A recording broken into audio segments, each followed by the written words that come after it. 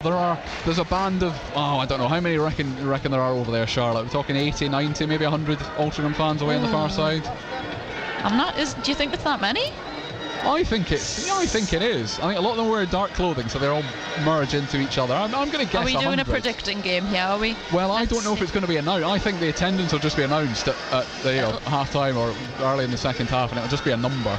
Yeah, to be honest, until the players come out, we're going to fill time. We might as well just count them. Tell you what, you do that, and I'll tell you who the referee is.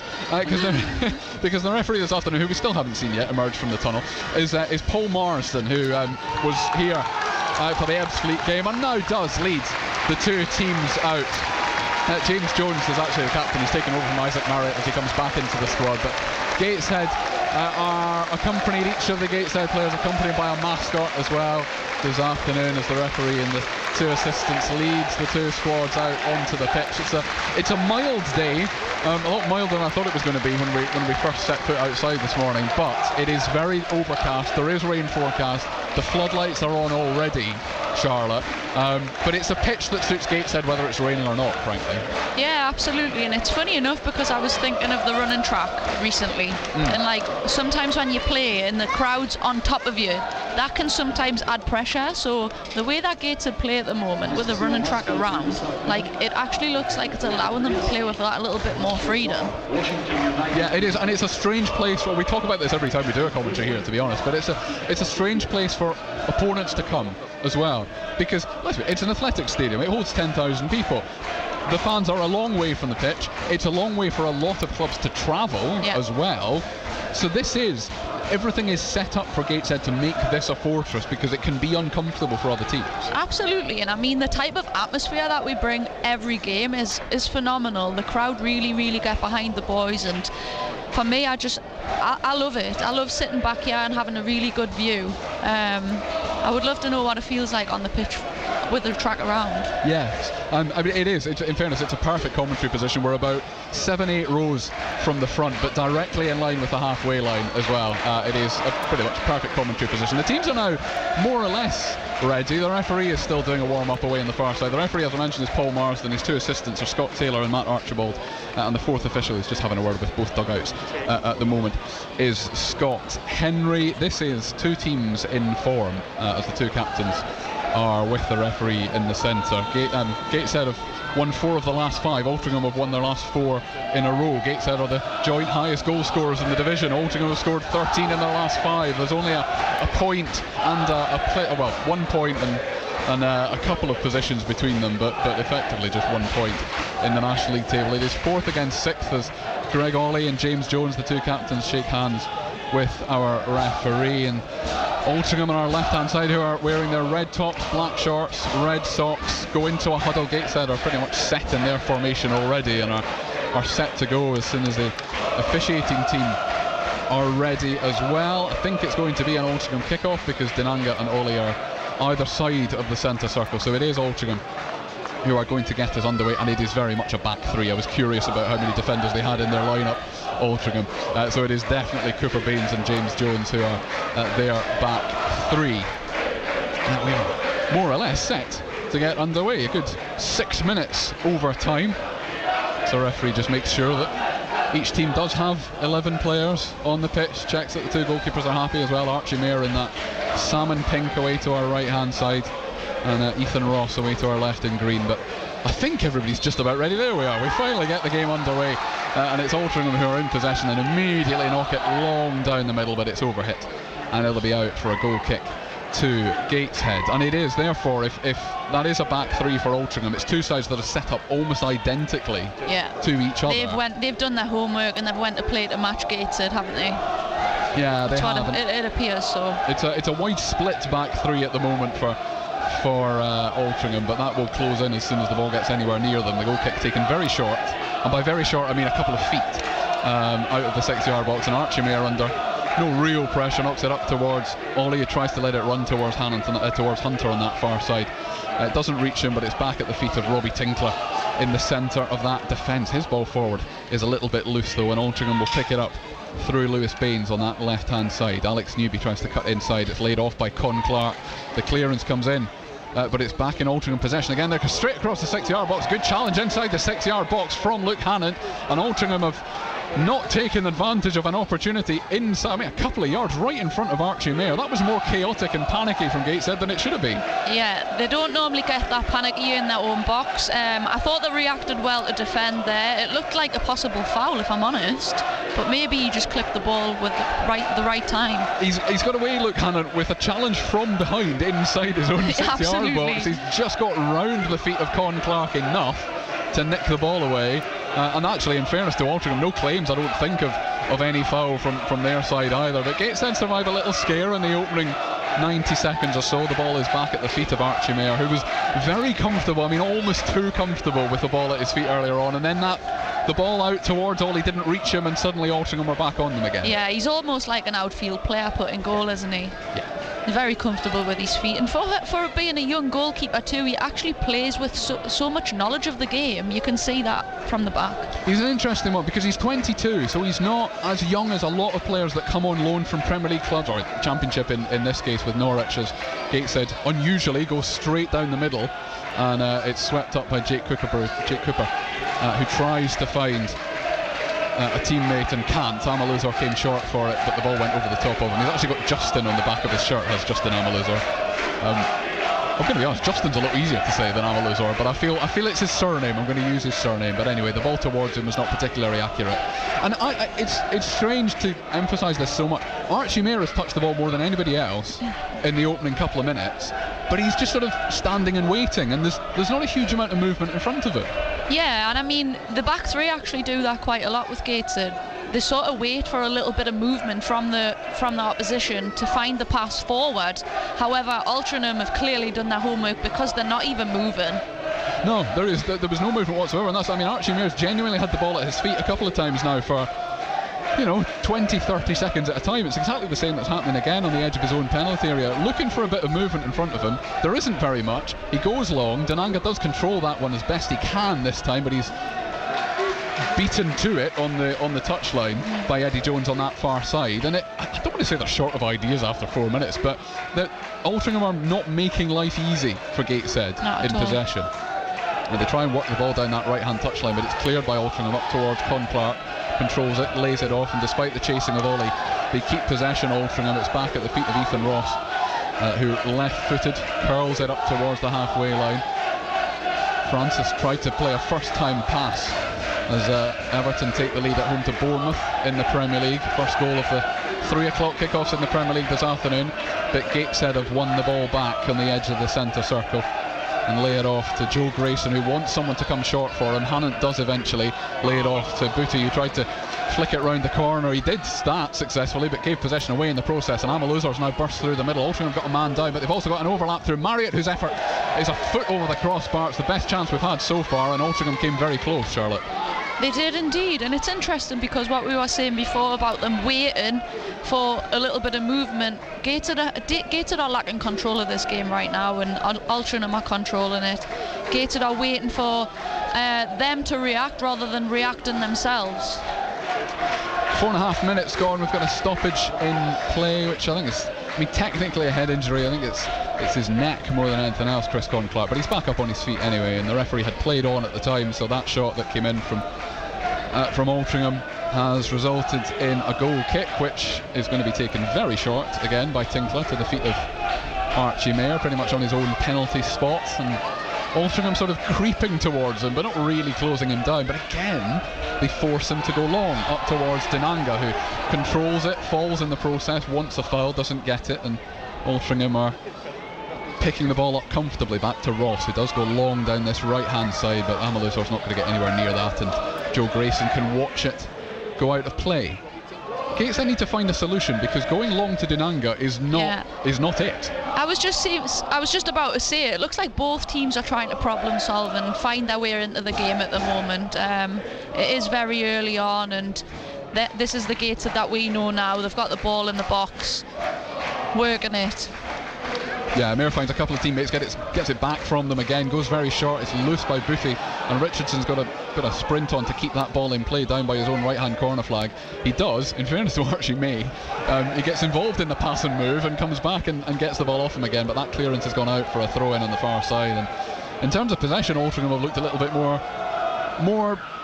comfortable so far. Yeah. More composed is the right word. Yeah, we've played 6 minutes now at the International Stadium. Goalless here on BBC Radio Newcastle between Gateshead and Altrincham in the National League. Sunderland beaten 4-0 by Middlesbrough earlier in the derby that's maybe not quite a derby.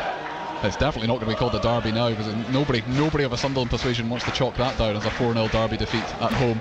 At Newcastle United away at West Ham tomorrow. That's a 2 o'clock kickoff. Matthew Raisbeck and John Anderson here on all frequencies from 1. Altrincham back in possession again, but it's very loose on that far side, put straight out to play by Elliot Osborne, and it'll be a throw in that Jordan Hunter takes short to Kenton Richardson, and then back to Robbie Tinkler with his orange boots on the edge of his own penalty area. The one thing that we know about Gateshead is that they are not going to panic in possession. We know that they were a little bit frantic inside their own 6-yard box early on, but they are not going to panic with the ball at their feet.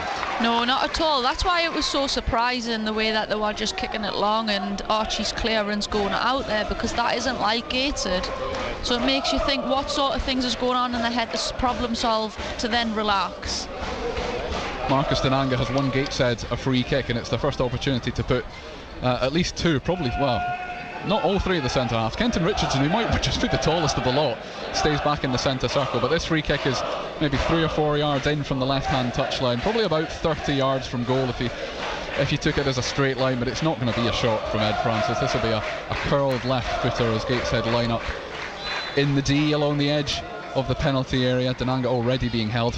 Richardson has come up to the back post at the last minute. It's towards him, but it's taken off his head by Lewis Baines and will go out for a throw-in on the far side. I think that was an attempt to lull Altrincham into thinking that Kenton Richardson wasn't coming up. It succeeded as far as I was concerned, because I didn't think he was going forward. He snuck in at the back post there. But Greg Ollie will take this throw-in from the far side. We've got Denanga and McBride in the 6-yard box. Robbie Tinkler has stayed up for this one as well. It's a good long throw from Ollie. Tinkler gets his head onto it. Denanga tries to turn. He's been hauled down inside the 6-yard box. The referee shakes his head. Altrincham clear it as Justin Amaluzar tries to reach it, and Francis gets there in front of him and does really well to keep the ball in play as well and find Luke Hammond. But because the goalkeeper was injured in that collision inside the 6-yard box, then the game stops. Denanga was being tugged inside about a yard from goal, Charlotte. By 3 defenders. Yes. Yeah. Yet the game stopped because of the goalkeeper going down. Yeah, it wasn't the goalkeeper doing the tugging, so the goalkeeper, I think, is genuinely hurt because he was landed on by one of those defenders. But Denanga, we talked, or we heard from him in the build-up, and he said he didn't like it when balls were knocked long to him at Altrincham because it wasn't fun football to play. That's sort of what he's had to deal with in the first 10 minutes, but he's dealt with it quite well. You know, I actually commented on this on Tuesday, in Tuesday's game, because he seems to be developing that part of his game, so maybe it was just a weakness that he's actually now developing and starting to enjoy it. But however, as soon as that ball does get knocked long from Gateshead, he has support immediately. Yes, and he won the free kick that led to all of that in the first place, and then probably, I think, should have had a penalty. I know we're not fully neutral in this, as Gateshead sort of give the ball back to Altrincham, but it was chased by Denanga as well as Burnley take the lead in the Premier League as well. It would help if I could remember who Burnley were playing, but never mind. Chelsea they've taken the lead against, so Burnley 1-0 up on Chelsea in the Premier League. Joe Grayson under a bit of pressure from Amaluzar, tries to go long towards Denanga, but it's not really anywhere near him. And there's time for Altrincham. Well, there would have been time for them to control it, but it's thumped out of play by Jake Cooper. I kept selling this as a game between 2 good footballing teams, and neither of them really had yet, in the opening 10 minutes, a prolonged spell of possession, just neat, tidy possession. They're going forward quite quickly, both sides.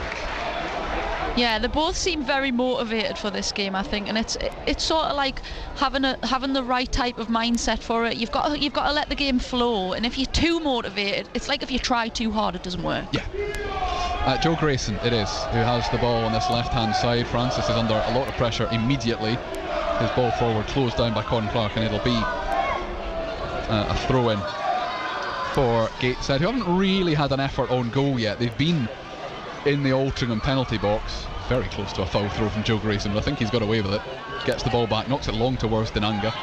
I'm going to have to say that sentence quite a lot, and I wish I didn't have to, because it's not the way Gateshead normally play. But Grayson back in possession again. He's got Robbie Tinkler for company. Still deep inside their own half though. Goes square to Archie Mayer on the edge of his own box. He goes short to Ollie, who comes looking for it, and that's the kind of pass he wanted to be able to play in the opening couple of minutes. Archie Mayer. Ollie came short that time. Altrincham win possession and knock it long, but brought down but then given away on that far side by Kenton Richardson. And now Altrincham in possession. Cutting in from the left is Alex Newby. His ball towards the back post is well dealt with by Luke Hannant. Again. Yeah, not for the first time. He's had to do some real defensive work, Luke Hannant. Yeah. And he would love to be getting forward in that wing back position, but he's effectively playing as a left back at the moment because he's been kept very busy. Altrincham have got the ball on the far side at the moment, midway through the Gateshead half. It's Newby. He's got the overlap from Eddie Jones, but he goes backwards instead, and they'll switch sides out to James Jones on this near side. Hamaluzer comes short for him as they try and make their way up towards the Gateshead penalty box, but it's intercepted, and now Denanga's got to run through the middle.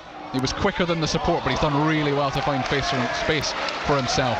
It's back with Francis, and then Booty 10 yards inside the Altrincham half. Out to Grayson, back to Booty again, and this is where they will start to play their football, Gateshead, and start making short passes. Ollie lays it off, lovely turn from McBride. Thought about sending Denanga away, he's made it up to the box instead. Denanga controls it inside the box, but it just runs away from him, and Altrincham clear it on the far side. That's what we've been waiting for. Yeah, it was the right direction of the touch to get the shot off, but just a little bit too heavy, rolled out to the defender, and that's what you like to see. Gateshead get the ball up into their half and really work it and be patient and find that one-touch passing. Yeah, that was short and sharp, and it got them. You could see the individual skill of players as well as the movement of those who didn't have the ball as well. Greg Ollie's got this throw in on the far side. The last long throw from him caused a fair bit of trouble. Tinkler's having his shirt pulled hugely again inside the penalty. That actually I think was more blatant because it was being pulled higher up his body. The referee still says there's nothing doing, but this time it's going to be a corner for Gateshead on the far side. I think that's the problem with this league as well. I mean, there's a real lack of decision making from the referee that makes the game fair. If that's the other way around, it's a free kick all day long. Anyway, it is a Gateshead corner. Francis is going to take it left-footed. He goes short to Ollie, gives it back again to Francis. The wind's picked up quite a bit in the International Stadium, but this cross comes in from Hannant. This time Denanga can't rise because there's all sorts of pulling going on, and the referee decides that Gateshead were at fault. An Altrincham player went down. Robbie Tinkler, I think it was, who was penalised in all of that, and Altrincham have a free kick on their own penalty spot. There was a lot going on in that one. I genuinely don't know who was at fault there, that specific example. It was a busy box. But given that there were two relatively obvious ones that the referee let go in a couple of minutes before it, then that was you could hear the frustration from the Gateshead fans around us when that was given as an Altrincham free kick. But Altrincham go long again. They had a good opening couple of minutes in this game, and they haven't really got themselves together since then. Archie Mayer very short inside his box. Tinkler still inside the penalty area on the left hand side. McBride comes short for him, and now they work it out. Rican Booty goes long down the left for Denanga to chase. He's not going to get there first, but he is going to put enough pressure on Jake Cooper that he goes back to Ethan Ross in goal. But it's knocked long, very long, right through the middle for Tinkler to get his head on. All he needs to try and control it, or he would have controlled it had he not been barged in the back by Lewis Baines. It's a free kick inside the centre circle, but Francis takes it quickly, chips it over the top to Hunter wide on that right hand side. He's got 4 to aim for inside the penalty area. He tries to burst in himself on the left. On his left foot, I should say, back to Richardson, deep towards Hannant at the back post, gets his head on it. There's more shirt pulling going on in there. It drops to Rican Booty, and it's a couple of yards wide, but it took a deflection, and that's why it was wide. It's going to be a Gateshead corner from this left hand side this time. It's the first real shot on goal, and it wasn't far away.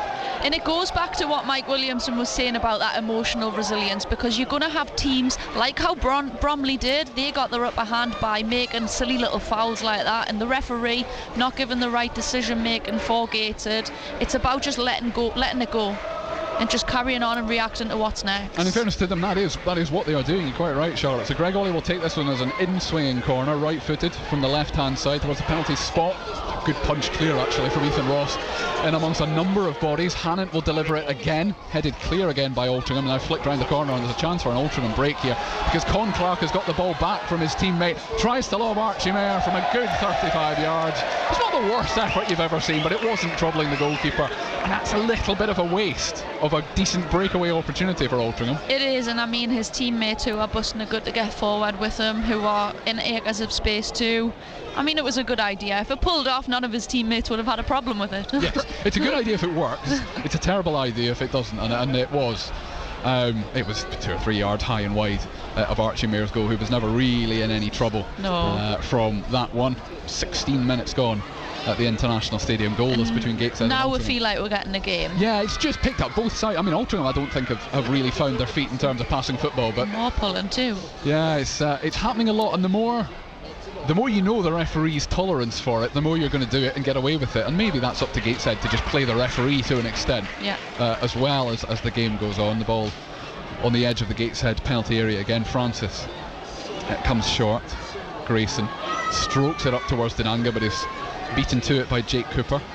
Out towards Newby on that far side, midway inside the Gateshead half. Richardson tries to close him down. He does the same thing, but they find space, Altrincham, and come back out to James Jones on this right hand side. They had a bit more space than they actually decided to use. Altrincham, they've given it away in that congested midfield area.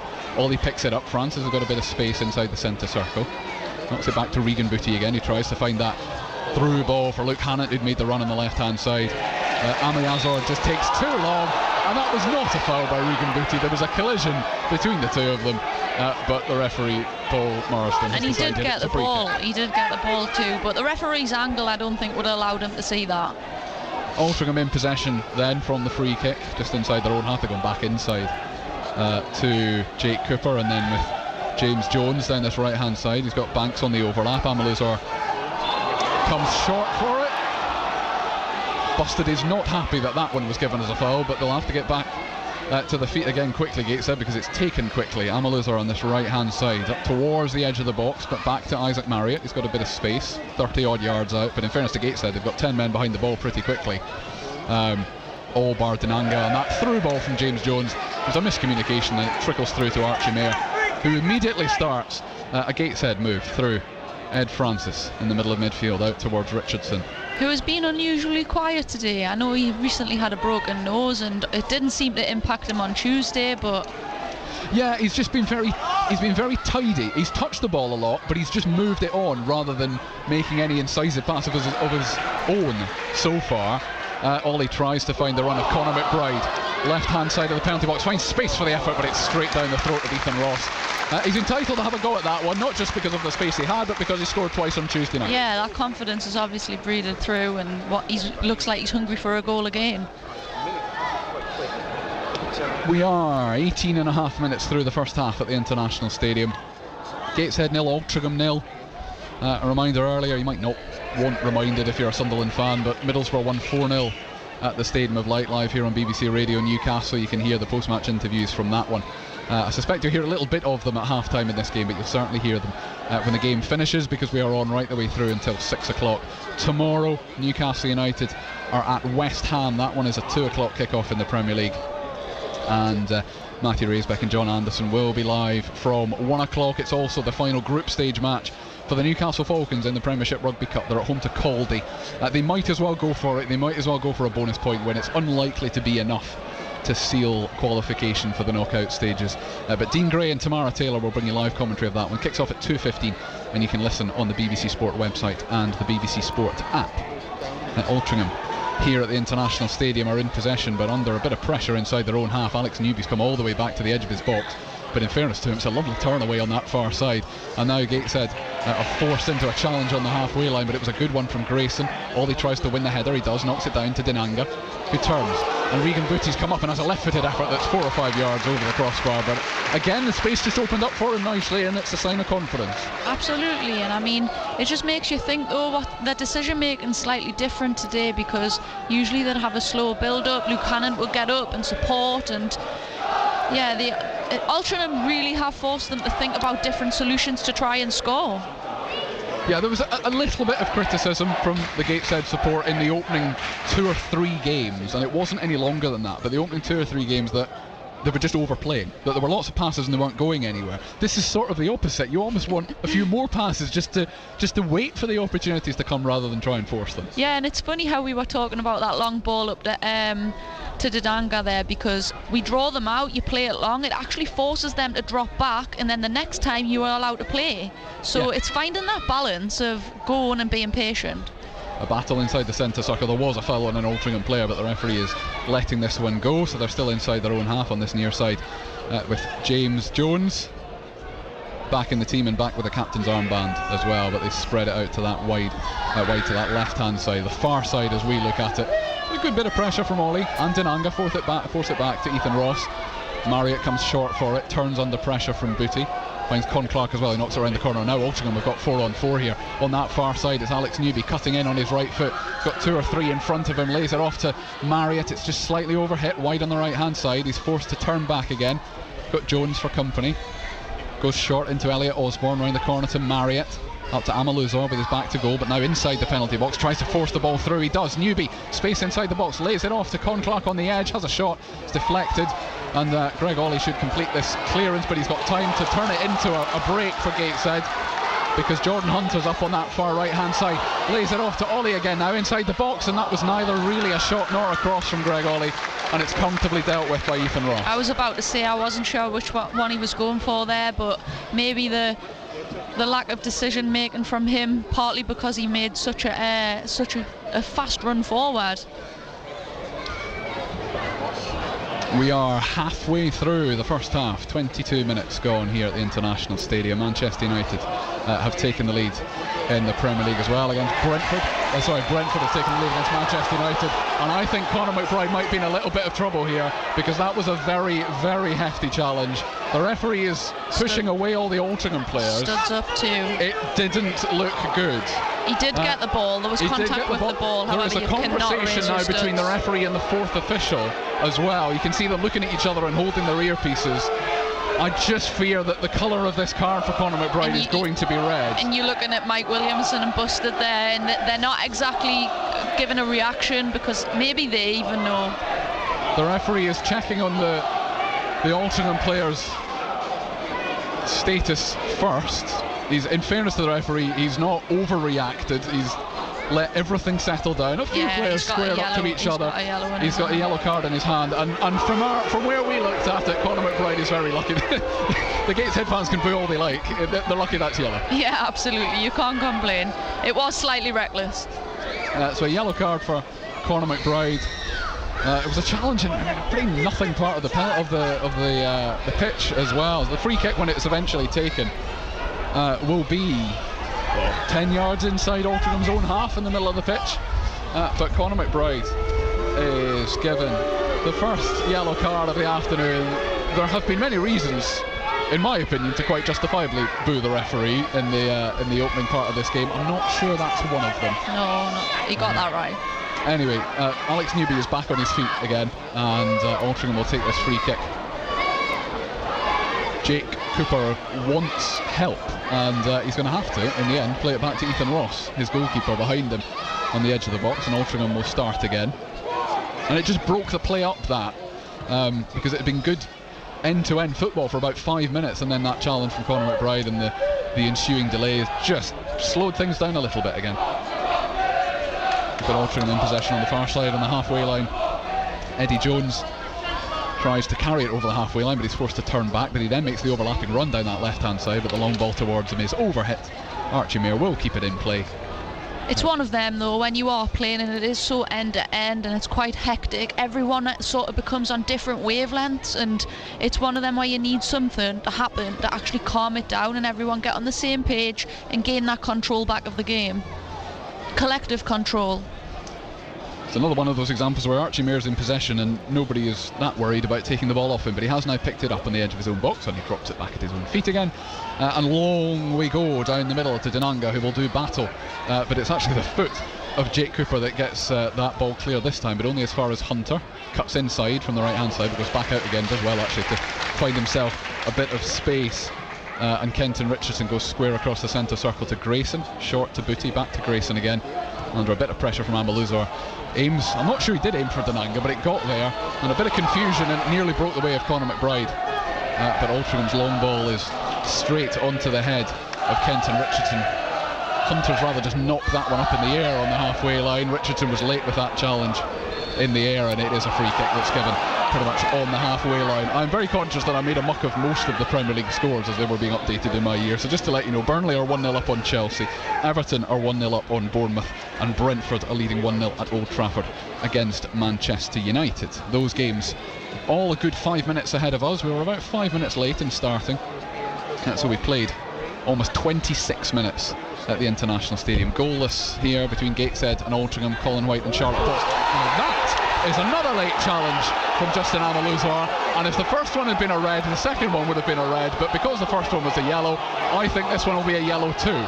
But that was hefty, and the referee's already got the yellow card in his hand. Robbie Tinkler is on his hands and knees, which is not like him, by the way. He's very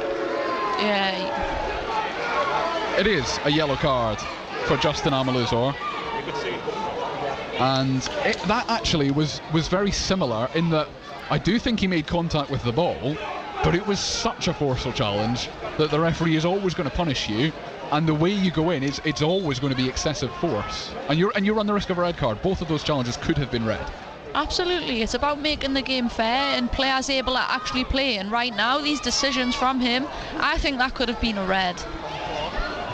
But I suppose Conor McBride's could have been a red. I was going to say, if we want consistency from the referees above anything else, we have had that in the last 5 minutes or so. Altrincham back in possession. Con Clark wide on the left, tries to find Amaluzor inside the box.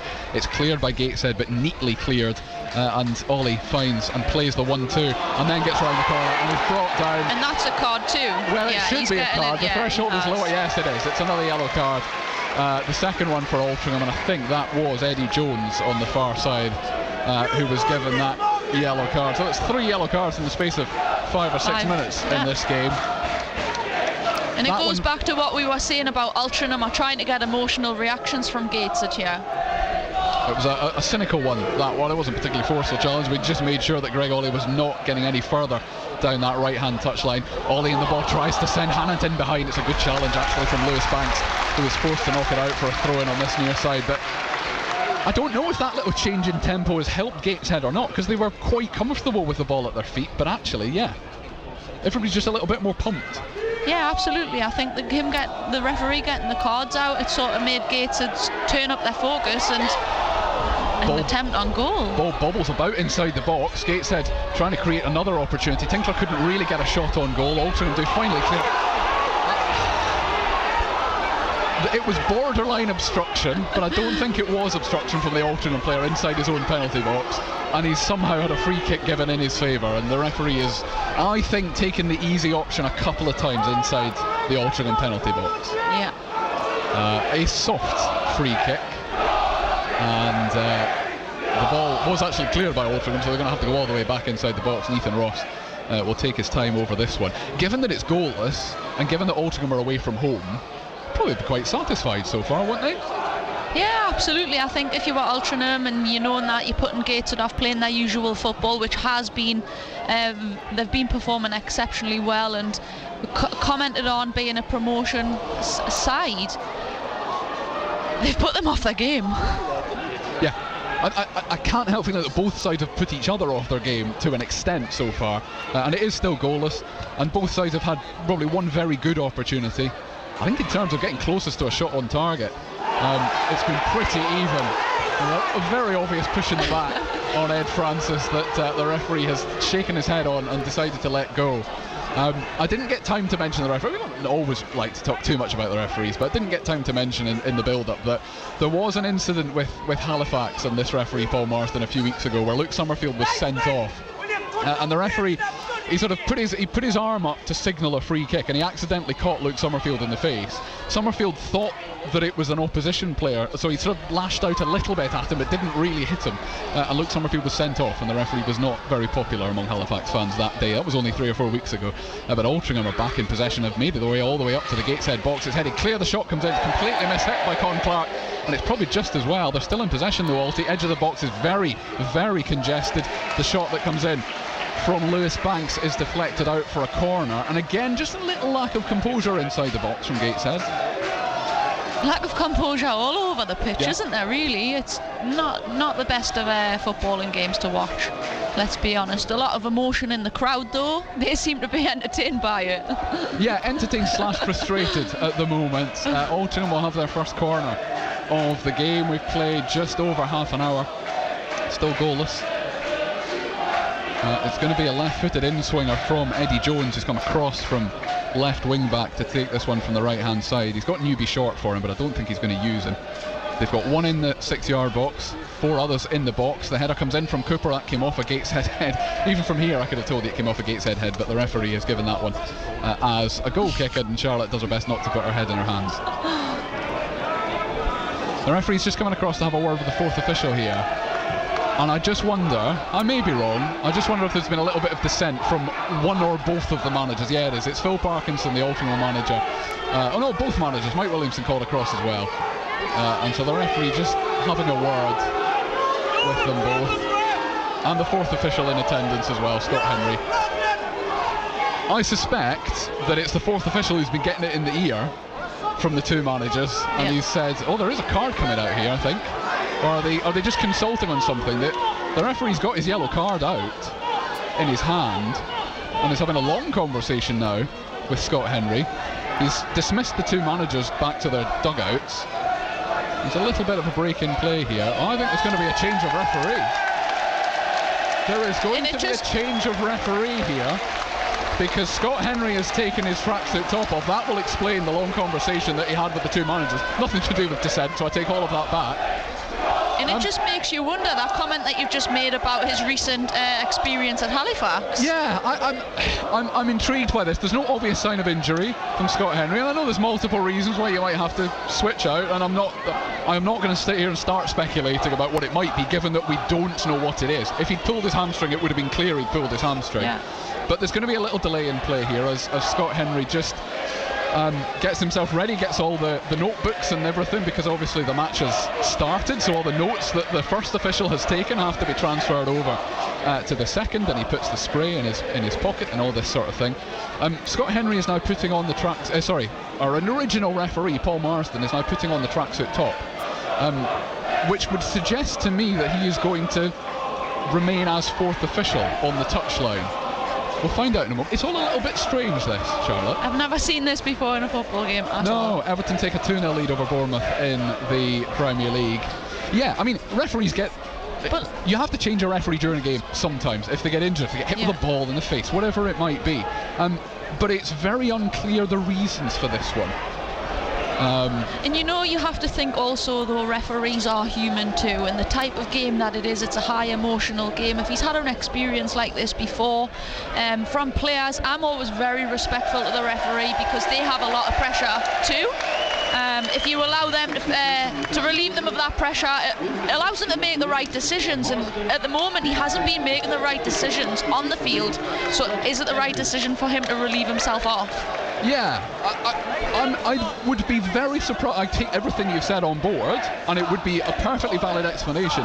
I would never have seen that before, and I would be very, very surprised. But anyway, the game is back underway. We will have, I think, a good chunk of injury time at the end of this first half. We kicked off late, and just to confirm that Everton are now leading Bournemouth by 2-0 in the Premier League. We've got officially on the clock 11 minutes until half time, but this first half is going to last a little bit longer, and we do now have Scott Henry in the middle. There was an ironic cheer as he came on and took his place. It's only going to take one wrong decision from him and the crowd will turn on him as well. But Gateshead in possession on the halfway line, knock it back to Joe Grayson in a bit of space, and all momentum just killed completely. The game has basically started again. Yes, absolutely. As they go long towards Denanga, the rain is starting to blow in as well. It's a very open stadium. If you've not been here before, it's a very low stadium. It's an athletics ground. It's got one roof on this side, not really a roof on the far side. It's got a skeleton roof on the far side, and everything else is very open. And so when it gets windy and wet, everybody gets windy and wet. Gateshead inside the centre circle. Regan Booty lays it off to Grayson and then gets it back from him. Tries to go long towards Hunter on that far side, but it's headed clear over the head of McBride as well, and Marriott tries to flick it round the corner up to the centre circle. He does, but Amaluzor didn't see it coming. And Gateshead back in possession with Archie Mayer all in pink away to our right hand side on the edge of his own box, and the game has started again because it started going long again to Marcus Dinanga, who has managed to put 2 defenders under pressure, but because he is outnumbered, Eddie Jones is able to clear it on that left hand side up towards Alex Newby, who rather cuts back into the congested area but finds space, knocks it back. Marriott comes short for him. They're still level with the edge of their own box though, Altrincham. Lovely flick round the corner from Osborne, and now Marriott can carry it up over the halfway line and tries to send Alex Newby in behind, but Archie Mayer's starting position is terrific, and he comes out and clears that one out on the far side. That's good goalkeeping. And for the first time since the referees have changed, the balls just went out of play and broke down. It was almost like that decision become a bit of a reset for the whole game. Both teams are playing a little bit more calmer now.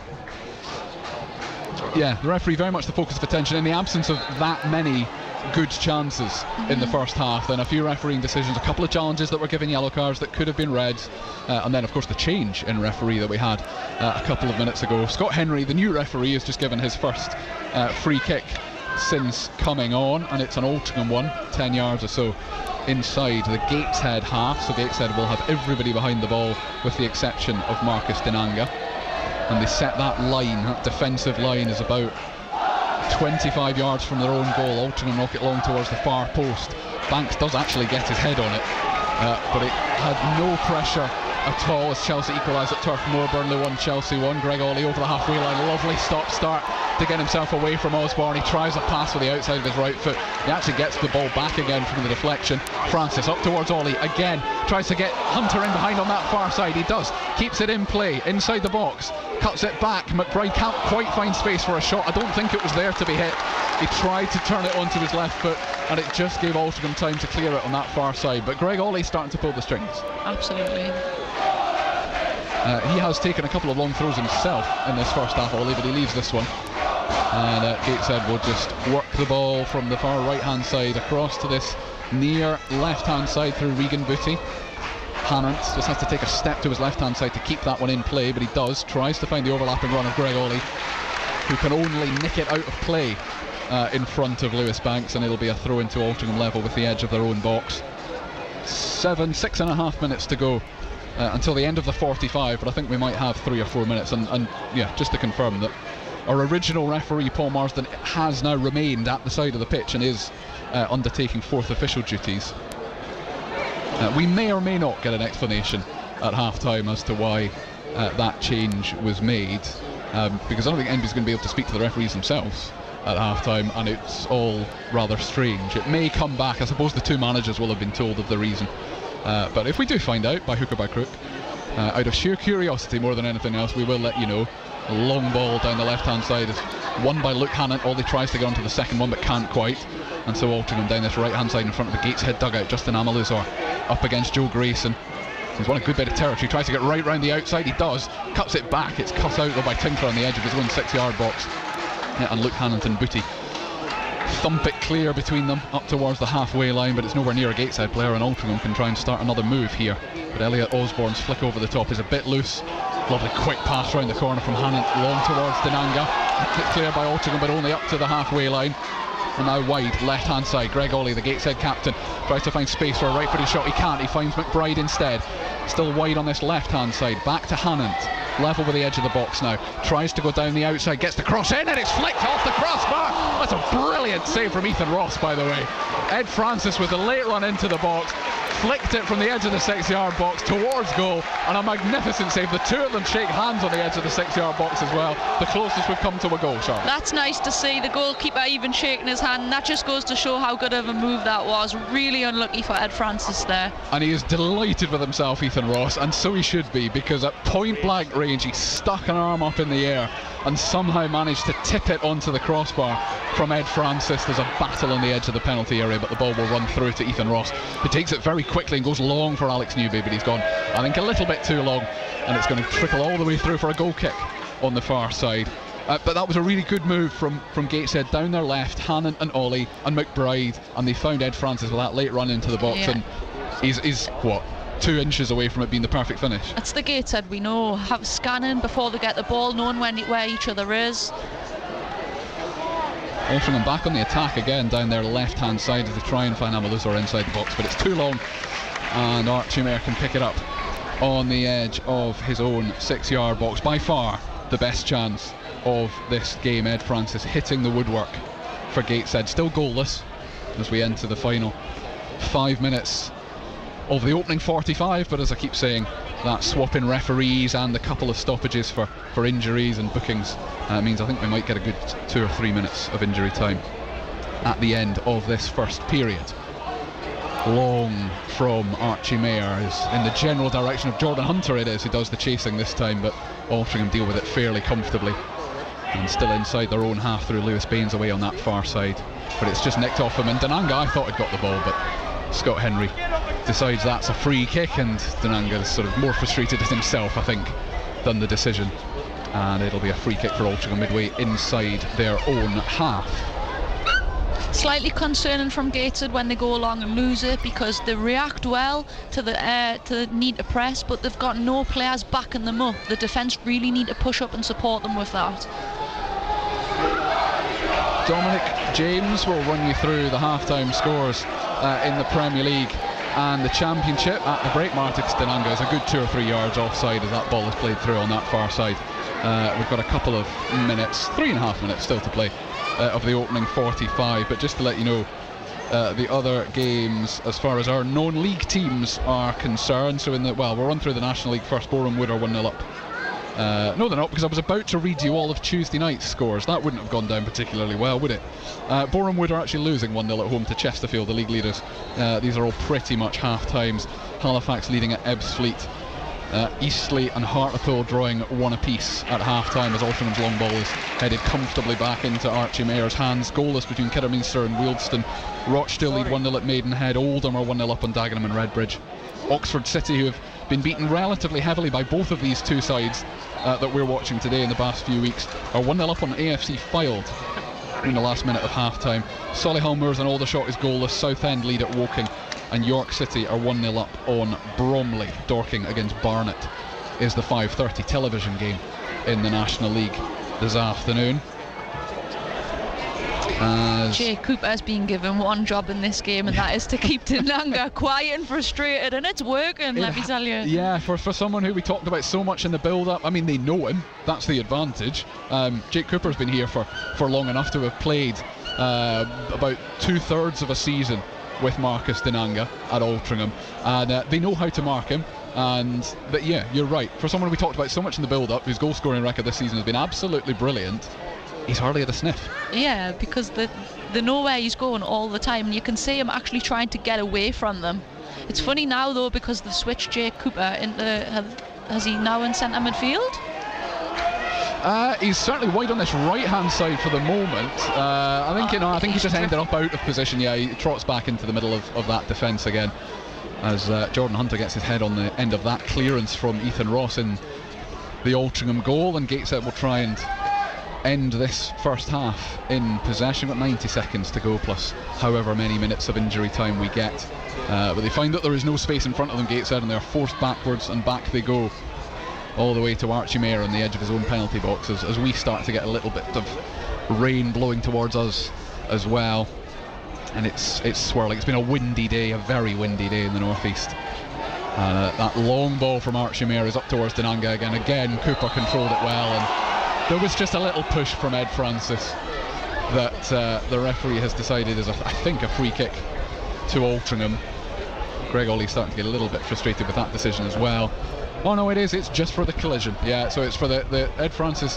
He collided with the referee accidentally, but the referee appears to have given the ball back to Altrincham. Not absolutely sure what's going on here, I'll be perfectly honest. We've got 30 seconds left of the original 90, and there are going to be, I was going to say 3, but then I realised there are more than one. There's more than one number on that board that Paul Marsden is about to launch into the air. Tell us how many minutes of injury time we've got. But Altrincham carry it over the halfway line through Elliot Osborne, and then wide on that left hand side Alex Newby comes for it, but they're forced back into their own half now. By my reckoning, we've got about 8 seconds left before we find out how many minutes of injury time we've got. James Jones tries to carry the ball over the halfway line, the Altrincham captain. He's got help from Lewis Banks. Well, according to that board, we've got 33 minutes of injury time. There is an offside flag against Altrincham. I'm starting to feel sorry for Paul Marsden, because he can't do an awful lot right this afternoon. I assume that is 3 minutes. He's now being shown by some of the Gateshead officials how to use the board, but he hasn't put it back up in the air, so I am going to assume it is 3 minutes, of which we've played about 30 seconds. As the leaves start blowing around, the wind is picking up a lot. Start blowing around as well. The players might be quite pleased to get in at half-time. Gateshead through the centre, try and find an angle, but a very straight ball down the middle. Jake Cooper's clearance is not particularly good. Out to Hannant, wide on this left-hand side, up towards the edge of the box. Goes down the outside again, tries to get the cross in. It's blocked and then deflects off him, so he has to keep it in play, but he does pretty well up against Lewis Baines, but the defender gets the better of him in the end, and they can clear it up towards the halfway line. Robbie Tinkler gets his head on it comfortably, and we've played now one of those 3 additional minutes. Regan Booty comes short for it on the halfway line, tries to spin and then play the pass without really looking where he was putting it. Amaluzor gets the ball off him and goes past him up against Grayson, but cuts inside, and he's then just barged off the ball by Regan Booty, who was trying too hard to make up for his previous mistake. Yeah, there was clear intent there, wasn't there? He stopped him in his path. Oh, it's a yellow card. Oh, okay. I think that probably is. That probably is fair. Yeah, that's a yellow card for Regan Booty. So it's 2 yellow cards apiece now for the two sides. One yellow card for each side was for a very hefty challenge that on another day could have been red, and the other one for each side has been for cynical ones. But this one is an Altrincham free kick. It's too far from goal and too far to the right hand side to have an effort direct on target, I would say. But it is a good crossing opportunity. It's Chris Conn-Clark at a good time for Altrincham, who is over the ball as well. We've played 2 of the 3 minutes, but he goes short, and instead there's a left-footed effort that is rifled and well saved by Archie Mayer. Excellent save. It was Eddie Jones, the left back. And that save was actually harder than it looked, because that shot come with some force and it was really low. Archie got down to the ground really well there. He's not had a huge amount to do with his hands, Archie Mayer, in this first half. He's had the ball at his feet plenty, as he always does. It's part of his game, it's part of Gateshead's game, but that was an important stop in probably the last minute of the first half. Francis controls it on the halfway line, but there's a clash of heads between 2 Gateshead players, and the referee has to stop this, because it's Ed Francis and Conor McBride have collided with each other. And Ed Francis, it's concerning with his broken nose. Yes, he's been probably suffered a broken nose not all that long ago. You could tell when you looked at him against Wealdstone on Tuesday night, the bruising around it and around his eye, and he's down on his haunches. Conor McBride is flat on his back. So this first half that has gone on for an eternity is going to last a little bit longer here, because referee quite rightly stopping it. 2 separate head injuries to 2 Gateshead players. I think everybody just wants everybody on the pitch. It's not been a drag by any stretch. It's been an enjoyable game of football, and there's been lots to talk about, but it has gone on for quite a long time. Players and managers just be quite happy to get in at half time, you think? Yeah, absolutely. I think the managers will be very keen to get some key messages across to help both sides manage this game out, because right now both teams are overly competitive to the point where they both want it so bad, and it's 2 good footballing sides where we haven't seen great football, but we've seen a game. We've seen both teams trying to problem solve, both teams trying to put each other off their usual game. I think the second half will be rather interesting. I hope so. Yes, yeah. Both players are back up on the feet, incidentally. I'll be honest, I don't know the protocol here, because they've both received treatment on the pitch, but it's because of a collision with each other. I suspect they are both going to have to stand at the side of the pitch when this game is restarted, so Gateshead will be very temporarily down to 9, although Ed Francis is still getting a little bit of treatment, actually. Conor McBride is up and walking about again. But it is a head injury, so... Yes. And Ed Francis is holding a tissue to his nose, which is not a good sign. It's never a good sign, but particularly when you've had a broken nose in such recent times as well. So this is just going to take a little bit longer. He looks fine from here. He's up on his feet, he's talking and all that. It's just a case of trying to stop the bleeding before he is allowed to resume playing. He is being told to go off to the side of the pitch. Conor McBride, I don't think, is. The referee is going to start this game, or restart this game, with a drop ball. In fact, neither players had to go off the pitch. There we are, which makes perfect common sense. And we've probably only got about 10 seconds left in this first half anyway. We're formally into the 51st minute, but Altrincham in possession deep inside their own half, and there might be time for one more move here. Greg Ollie intercepts that pass but can't quite get on the end of his own interception. James Jones covers it off, knocks it back to Ethan Ross, and he takes a touch, then clears it down the right hand side. Terrific leap from Luke Hannant to get his head on that ball. A little bit of a late one from Regan Booty, but that is finally the end of the first half, as our second referee of the day, Scott Henry, calls an end to the opening half of proceedings. It is Gateshead 0, Altrincham 0 at the break. In terms of big chances, Charlotte, there isn't a huge amount to talk about except for Ed Francis hitting the crossbar. Yeah, I think Ed Francis hitting the crossbar's definitely been the best chance, although the free kick from Altrincham at the very end of that half was also very good. Both sides seem quite evenly matched right now. Evenly matched, and the manager's disappointments at half-time will probably be evenly matched as well. Neither of them's going to be particularly happy, are they? Yeah, I don't think Mike's going to be happy at all with the way that that performance went. It's not Gateshead style, but Altrincham have clearly done their homework and came up with a game plan in stopping Gateshead playing their usual way, and it has worked. Yeah, we had a couple of other chances that it is worth mentioning. Regan Booty had a deflected effort from the edge of the box that, given how close it was to the target, having taken a deflection, you suspect the original shot was heading towards the goal, and that free kick late on from Eddie Jones that forced the save that Charlotte's just talked about from Archie Mayer in goal. But the move, it wasn't just the fact that Ed Francis hit the crossbar, it was the move down the left hand side from Ollie and McBride, and I'm going to give credit again to the goalkeeper Ethan Ross, who I think has made a brilliant save in that move.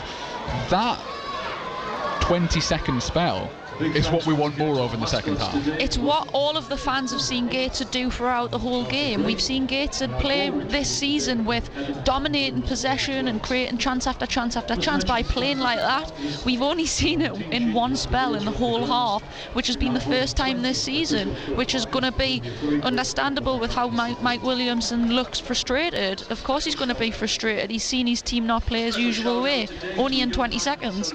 We will see whether that frustration manifests itself in changes at half-time, whether they are changes in personnel or changes in tactics, but we are hoping for better in the second half, because at half-time at the International Stadium here, live on BBC Radio Newcastle, it is Gateshead 0, Altrincham 0. Matt Bailey at breakfast. BBC Radio Newcastle. We're talking about kids' TV shows and your issue with them, all right? Joan in Whitley Bay is on the phone. Oh, I've got a big issue with Mr. Ben. A grown man, and he goes into a changing room, and he comes out as a character. He goes off and has an adventure as that character. Very interesting as that is. And then he comes back, and back to the office, presumably. What a weirdo. I would personally arrest him, but never mind. I just watch that. Matt Bailey at breakfast. Weekdays from 6. BBC Radio Newcastle. Total Sport North East. BBC Radio Newcastle. Dominic James back in the BBC Radio Newcastle studio. Half-time at the International Stadium. Gateshead 0, Altrincham 0. We'll head back to the International Stadium shortly for second half commentary with Colin White and Charlotte Potts. Let's give you a roundup of what's happening around the country. Then we begin in the Premier League. The early kick-off between Tottenham and Luton. Tottenham winning that 1-0 half-time at Stamford Bridge. Not Stamford Bridge, at Turf Moor. It's Burnley 1, Chelsea 1 at Goodison Park. Everton are 2-0 up over Bournemouth. Craven Cottage, we're into the 11th minute of added on time there. Goalless there between them and Sheffield United. Brentford are 1-0 up at Old Trafford, beating Man U there. The late kick-off in the Premier League today is at Selhurst Park between Crystal Palace and Nottingham Forest. Total Sport North East. On the station with Newcastle and Sunderland commentary exclusively live. BBC Radio Newcastle. Into the Championship, the early kick-off between Sunderland and Middlesbrough. Middlesbrough winning 4-0 at the Stadium of Light. Reaction from Tony Mowbray to come shortly. Half-time though in South Wales. Cardiff beating Watford 1-0. Norwich leading Coventry 1-0 away from home there.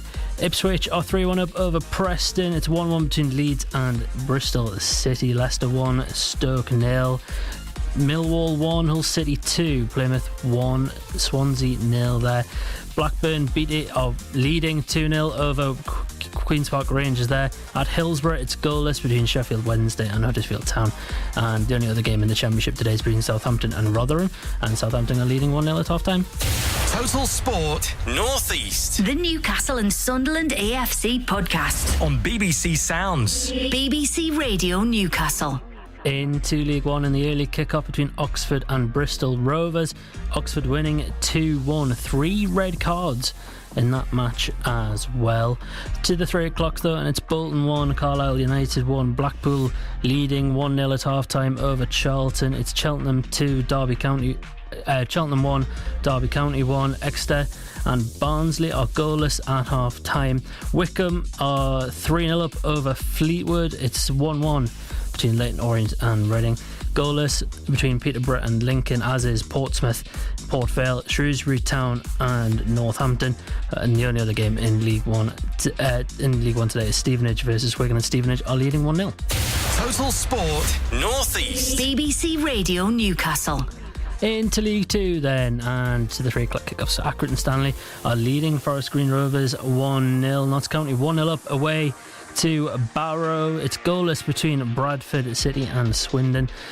Wrexham 1-0 up away to Crawley. Gillingham leading 1-0 over MK Dons. Goalless between Mansfield Town and AFC Wimbledon. Harrogate 1-0 up away to Newport County. It's 1-1 between Salford and Crewe. Stockport County goalless between them and Doncaster. Sutton United 4-0 up against Walsall at home. Grimsby are away to Tranmere and leading 2-1, and Morecambe leading away from home as well. It's 1-0 against them and Colchester. Total Sport North East. Get the latest team news, score updates and post-match reaction on Twitter at BBC Newcastle. BBC Radio Newcastle.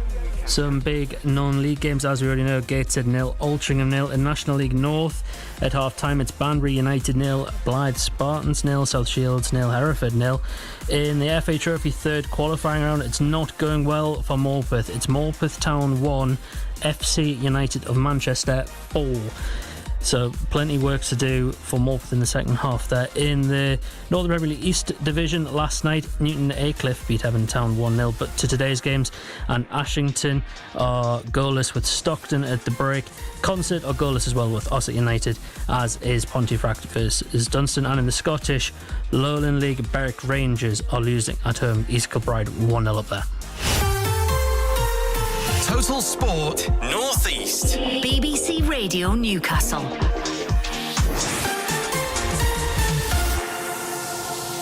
Our first commentary game of the afternoon came from the Stadium of Light here on BBC Radio Newcastle. Sunderland's 4-0 defeat to Middlesbrough. Our Sunderland commentator Nick Barnes has been talking to the Black Cats head coach Tony Mowbray. Tony, the sending off, I think, is clearly the catalyst that changed the game, and I guess it proves to you just how pivotal Dan Neil is to your team. Yeah, listen, Dan's had a good season. Dan's a young player, getting better every game, and he's a pretty experienced player now with the games he's played for us over the last year and a bit. But yeah, listen, I don't understand the logic. I'm not coming here to bash the referee. I just found it really, really, really ridiculous, the fact in the referees meeting, which the managers have to go to these days, he's talking about he's going to empathetically manage this game, and wow, you know, a derby, 45,000 people, and he gives a red card for gesticulating at him. It seems pretty harsh to me, but there you go. Second half then, I mean, your back's against the wall. I mean, where'd you go from there? Played against a good team. You could see they're a good team. I've always been a good team. I've said all along that Middlesbrough is a team, obviously, that I look out for. The data was always saying they're a good team with the ball. They're better than a lot of teams we've played with the ball this season. And yeah, they can give you problems. Yeah, I thought first half was a really good game. I think we probably had the most threatening moments in the game, and we felt pretty confident that we would go on and win the football match. But yeah, there you go. Listen, they're good when you play against a football team with the ball and you've got a man down. it's really difficult. They pick the right pass. I just would have. I see it as a learning curve. I've just told them what I think in the dressing room. Not a shout, just an education, I think, of how you play, regardless of what shape or formation or who the players are. You have to give a little bit more when you're down to 10 men. That is the Sunderland head coach Tony Mowbray there, speaking to our Sunderland commentator Nick Barnes after Sunderland's 4-0 defeat to Middlesbrough at the stadium. Like earlier, you'll be able to hear the full interview after Gateshead's game with Altrincham, and it's also available on BBC Sounds. We'll also hear from the Sunderland right back Trey Hume as well later on. From Wearside to Tyneside, though, the big news at St James's Park today is that Bruno Guimaraes has signed a new 5-year contract. Here's our Newcastle United commentator Matthew Racebeck. So, confirmation of what was widely expected. Bruno Guimaraes has committed his future to Newcastle United, and the club have secured the services of one of their most valuable, influential and popular players for another 5 years. Bruno moved to St James's Park from French club Lyon last January in a deal worth around £40 million, and he's played a starring role as the Magpies have gone from fighting relegation to competing in the Champions League. The Brazilian international says there are no words to describe how happy he is at Newcastle and that he's proud of what's been achieved since he arrived on Tyneside. Head coach Eddie Howe, meanwhile, says Bruno cares very deeply about Newcastle United and acknowledged the midfielder's great relationship with the supporters. Howe also described the 25-year-old as a key signing who epitomises the recent success the club has had. Matthew Racebeck there. Newcastle in action tomorrow away to West Ham. It's a 2:00 kick-off here on BBC Radio Newcastle. The Magpies. Here is the Magpies head coach Eddie Howe. Yeah, they've done really well this season. They've had some really tough fixtures as well, so I think the start's been really impressive. I think they're an obvious threat from set plays with James Ward-Prowse's delivery and everything that he brings. So that's why for us, a case of refocusing and not being distracted or affected anyway by the performance on Wednesday. It's going to be a mental challenge again for us, much like it was for us after the Milan game to Sheffield United. Players dealt with that week really well, and this is another test for us. That is the Newcastle United head coach Eddie Howe there. The full interview available on BBC Sounds. So 2:00 kick-off tomorrow. Build up on BBC Radio Newcastle starts from 1:00 tomorrow. Tomorrow, though, in the Women's Championship, Durham are away to Charlton in a midday kick-off there. Sunderland away to Birmingham. That one kicks off at 2. And in the FA Women's National League, Newcastle United are away to the Liverpool Feds. Also a 2:00 kick-off there. We'll preview that one later with Charlotte Potts. To rugby union, though, and away from football in the World Cup in Pool D. England take on Samoa in just over half an hour's time. Here's the England head coach, Steve Borthwick. I think Samoa are a really strong side. They're powerful. They've got a lot of pace, and they play a physical type of rugby. And what we face is in experienced players. You see Sopoaga at 10, McFarland in the back row, Luatua in the back row. You're seeing really top quality players. So I think our preparation has been strong. I'm really pleased with the team that we put out this week, and I'm looking forward to seeing them go on Saturday. Do you think scrummaging will be particularly big earlier on in the game? Scrummaging is always very important. You're talking to a type 5 forward here. Scrummaging is always very important. And I think the scrums, doesn't matter how many you are, if you have less scrums, each one is even more important. Obviously, is a big Samoan pack that's got a lot of power in it, and I think Dan Cole's the right person to start this game. And I think that front row, I think they all know each other pretty well. Played a good number of games with each other. That is the England head coach Steve Borthwick there. Just quickly then, in the game earlier, the game at 2:00 between Wales and Georgia. Wales winning that one 43-19 there. But here on BBC Radio Newcastle, it's time for us to head back to the International Stadium for second half commentary of Gateshead versus Altrincham in the company of Colin White and Charlotte Potts. Total Sport North East. BBC Radio Newcastle. Thank you very much to Dominic James back at the International Stadium. It is raining and we're getting wet and the players are just emerging back onto the pitch. Altrincham actually came out first. Gateshead now making their way out as well. It doesn't look as though there are any substitutes loitering, so I think it is going to be the same 22 players that take to the pitch, which gives us a minute then to run through who they are. So Gateshead with Archie Mayer in goals, Richardson, Tinkler and Grayson as the back three, Jordan Hunter wide on the right, Luke Hannant wide on the left, Regan Booty, Ed Francis in the middle of midfield with Greg Ollie and Conor McBride ahead of them. Marcus Dinanga up front. On the bench for Gateshead today, Louis Story, Tom Allen, Aidan Rutledge, Connor Panny and Billy Chadwick. In goal for Altrincham is Ethan Ross. They've got a back three as well of James Jones, Jake Cooper and Lewis Baines. Their wing backs on the left, Eddie Jones on the right, Lewis Banks, Elliot Osborne and Isaac Marriott sitting in the middle of midfield with Justin Amaluzar and Alex Newby behind Chris Con Clark. The one substitution we did have in the first half, if you weren't with us, was the referee. So Paul Marston started in charge of this game with Scott Henry as the fourth official, and after about half an hour they swapped roles. We are yet to establish why, but it is Scott Henry in the middle for the start of this second half. Gateshead are going to take the kick off and they will play left to right as we look at it in their white tops with black sleeves, black shorts and black socks. And Altrincham playing from right to left in their red and white stripes with black shorts and red socks, and we are underway in the rain at the International Stadium. Goalless in this one. I'm Colin White, got the Newcastle United women defender Charlotte Potts alongside me as well. We are hoping for better, but you and I were discussing at half-time whether the rain's going to make it better or worse. Yeah, you can see the ball's holding up with a bit of the water on the surface too, so it might change the speed of the game.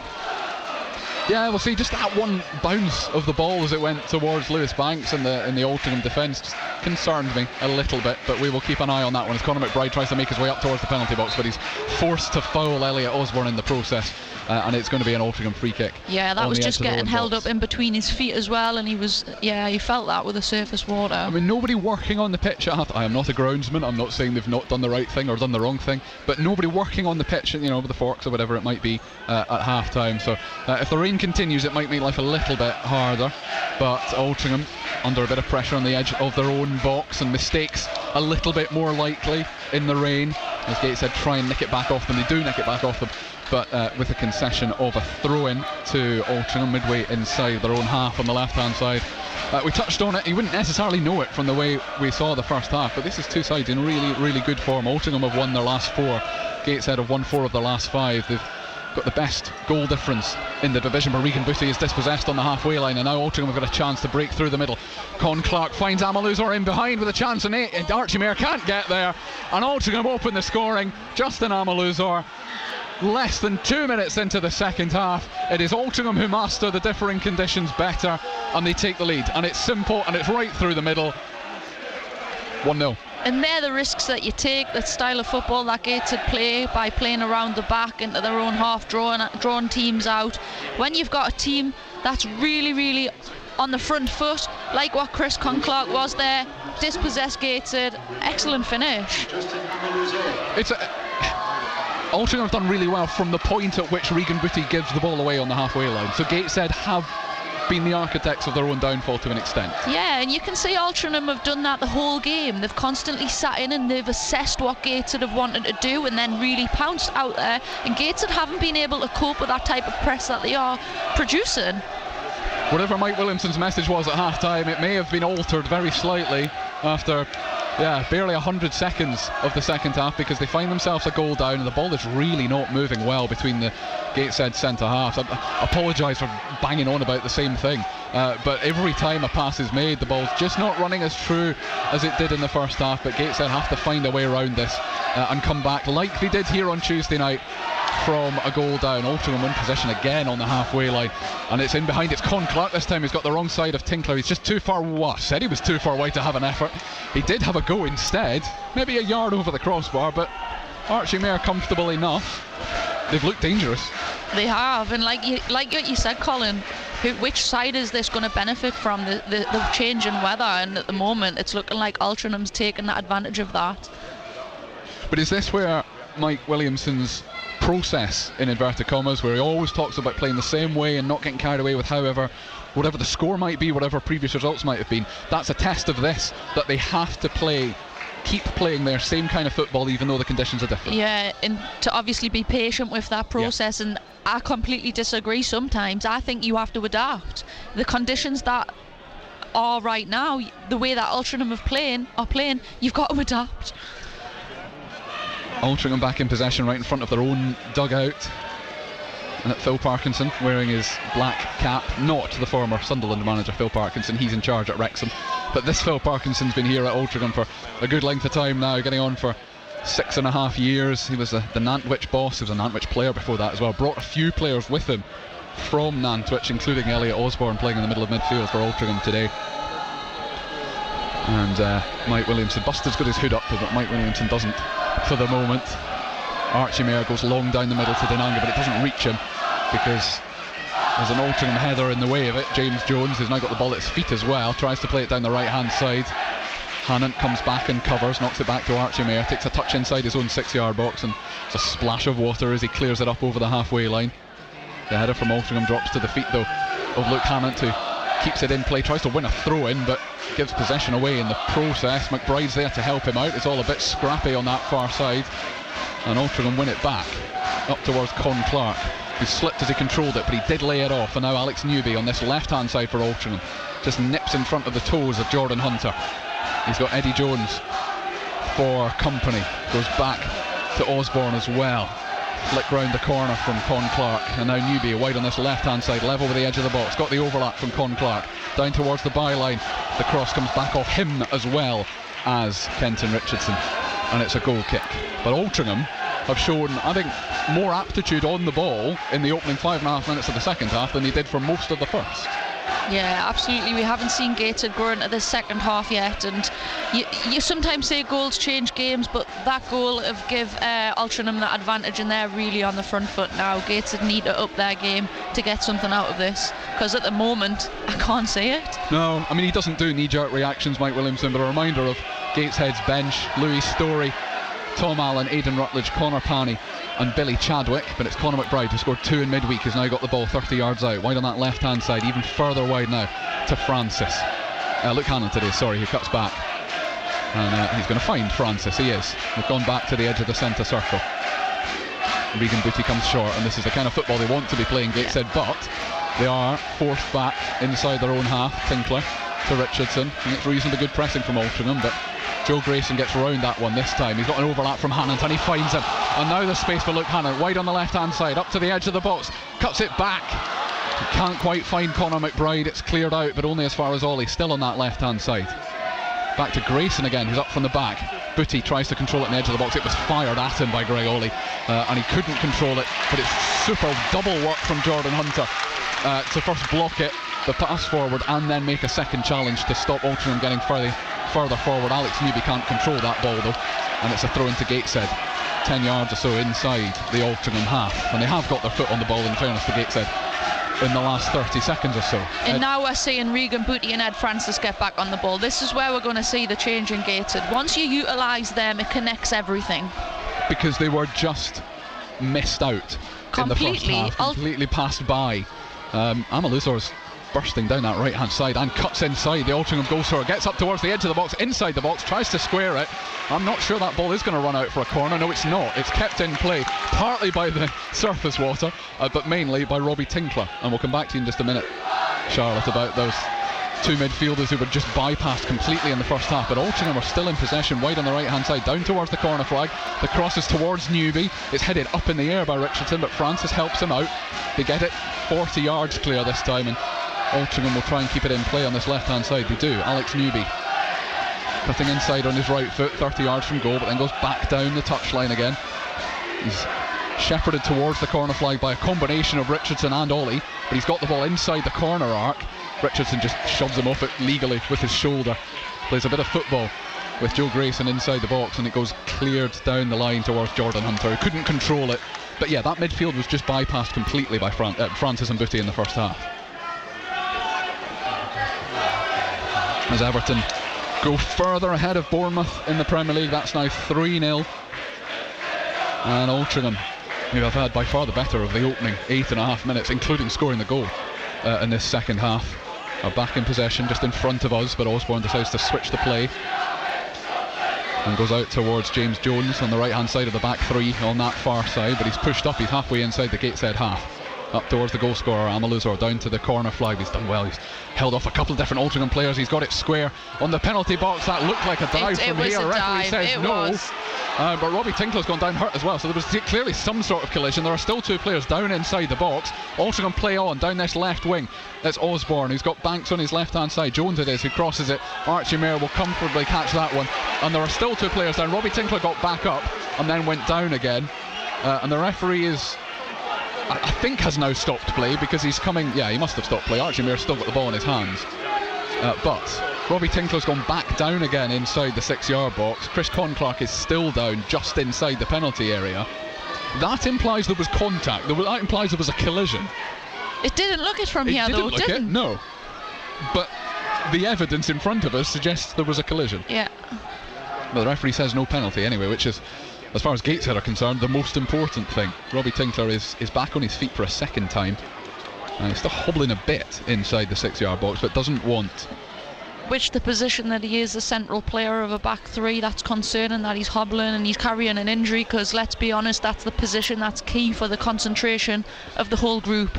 Yeah, there is Louis Story is there on the bench, who is a different kind of player, but he's the same kind of organiser, and he is available if necessary. But Tinkler is still struggling a little bit as the referee drops the ball at the feet of Archie Mayer, who throws it up to the centre circle, found Denanga's feet. McBride lays it off to Francis, but it's a bit loose, and Amaluzor gets there before him. 10.5 minutes into the second half as Francis and Amaluzor battle off the ball,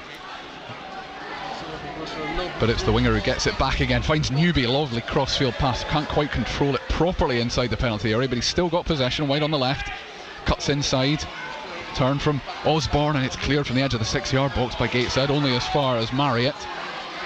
But they are back inside their own half now, Altrincham, but they've had by far the better of the second half. 11 minutes into said second half, and Altrincham lead by a 1-0. Robbie Tinkler's first touch of the ball since he went down hurt. Looks relatively comfortable, he carries it up towards the halfway line, but his ball forward to Denanga is not particularly accurate. Bit of a wild challenge from Jake Cooper, but he gets away with it, sliding through the surface water. And Altrincham over the halfway line through Marriott, cuts back. Amaluzor on the halfway line, turns back again, but this time the ball forward from James Jones finds Conclark on that right hand side, virtually unchallenged up towards the edge of the box, gets round Grayson, has a shot on goal. Archie Mayer collides with the post but puts the ball out for a corner. I don't know whether that was a shot or a cross, but it was on target. It was on target, and that was an excellent save, because let's be honest, to get that near the post to block it doesn't look easy. No, and in fairness to him, he probably knew the collision with the post was coming, but he got rid of the ball, which was the most important thing. And Altrincham, by some distance, not just a better team than they were in the first half, but a better team than Gateshead in this second. It's going to be their first corner of this second half to be taken as a left-footed in-swinger from the far side. It's towards the near post, thumping header from Robbie Tinkler. That's up towards Denanga, who lays it off, and if McBride can send Denanga down the left-hand side, which he can, but there is cover in fairness to Elliot Osborne, and the Altrincham midfielder knocks it back to his goalkeeper. Kenton Richardson heads that one out from the long ball from the Altrincham goalkeeper, and now Jordan Hunter controls. Back to Regan Booty, and you can see the line on the pitch where the ball had made a mark through the standing water, through the drips on the blades of grass. You can see the lines that the ball is following. Ed Francis just inside his own half. And there's a bit of singing behind us, and they need it. They're almost G'ing themselves up as much as trying to G the players up, because Gateshead have given them nothing to show in the second half. They haven't entertained the crowd as much as they usually do. But like I say, it's about the crowd can really help the performances too. I know myself, when we've got to have more coming to our games, the more that supports you, it makes you want to entertain. Archie Mayer's miscued it completely on the edge of his own box. Sorry, Charlotte. Robbie Tinkler sweeps up, gives it back to Archie Mayer, who clears it again. It was so static that he was going to have to give the ball up to Denanga, just took his eye off it and really only kicked it a couple of feet.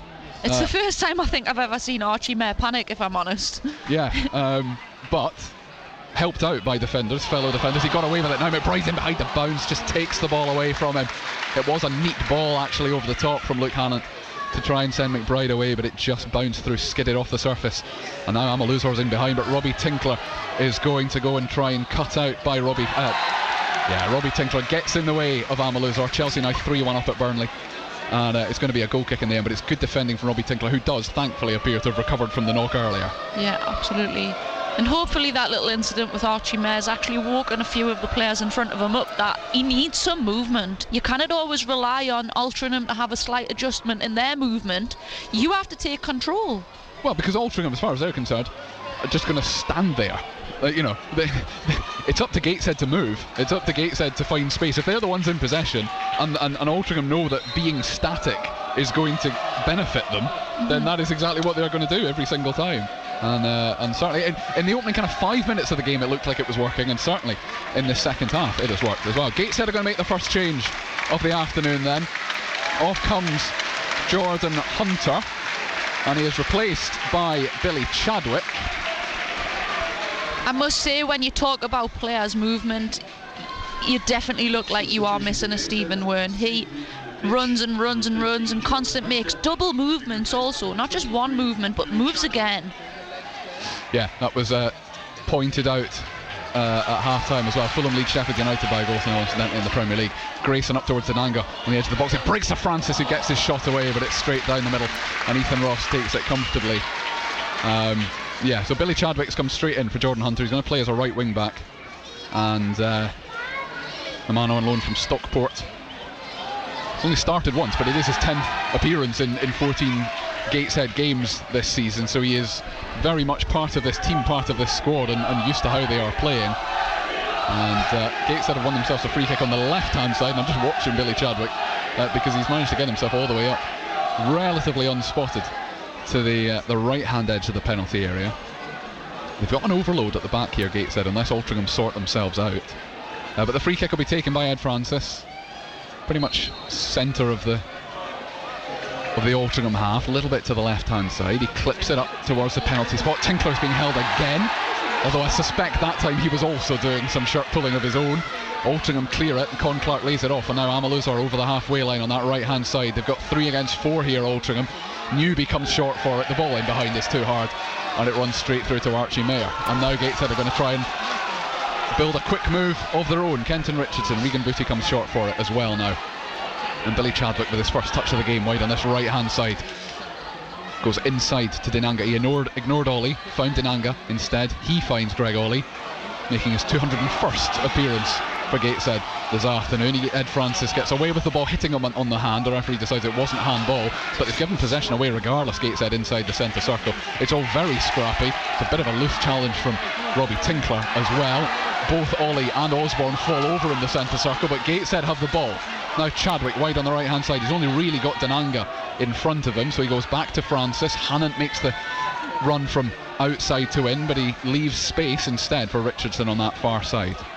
Controls it inside to Regan Booty, up towards Ollie, 30 yards out, lays it off. Conor McBride wants it on his right foot. He can't quite get there, but he can find Hannant on the far side instead. Cuts back on his right foot. His shot is blocked.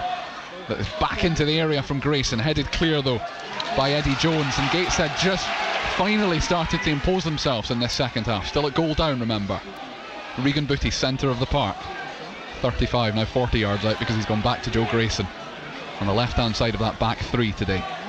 Forward to Francis. They're going right through the middle this time, Gateshead. Ollie lays it off. Regan Booty's come deep for it again and tries to spread it out to McBride on this right hand side. Lovely control. Up towards Chadwick and then back to Richardson on this near side. Booty in the middle. A lovely spell of possession this from Gateshead. Towards Hannant on that far side. He can't win the header, but Greg Ollie picks it back up again, and I've absolutely lost count of the number of passes in this move. But now Grayson comes forward from the centre of defence up towards the edge of the box, lays it off. Francis with space for a shot. Great save from Ross, and they will clear it from inside their own box, Altrincham.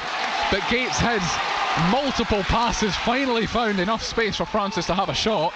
They're still in possession again. Sorry, now this is more like it. You know, I'm just watching the way that the string and passes together, and I'm admiring the movement again, and that's what's made it click. This has been the problem the whole game. We haven't had the movement. We haven't had the, once you've passed it, move again, because naturally when you lose the ball, you're automatically in a position to win it back and regain that control, and we're starting to do that now, and it's took them how long? It's taken them 18 minutes of the second half, and it's taken them to concede a goal as well in that time before they've really produced what we've all come here to see, frankly. The rain appears to have lessened a little bit. Certainly the wind has died down as well, but it is still a wet pitch, and even that ball back to Archie Mayer, which was played probably across about 30 yards, still see the water spraying up from the grass as it rolled towards him. He goes straight down the middle again. Denanga is in behind, but it's just overhit, and that goes straight through to Ethan Ross.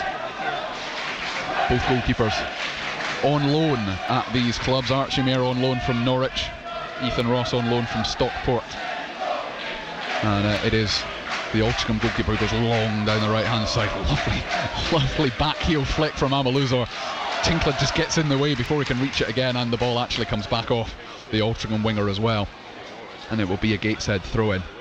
I mean, he wasn't short of confidence even before the goal, but he's got plenty of it now, Amaluzor. He's looked bright, and he's looked hard working as well as just neat touches here and there.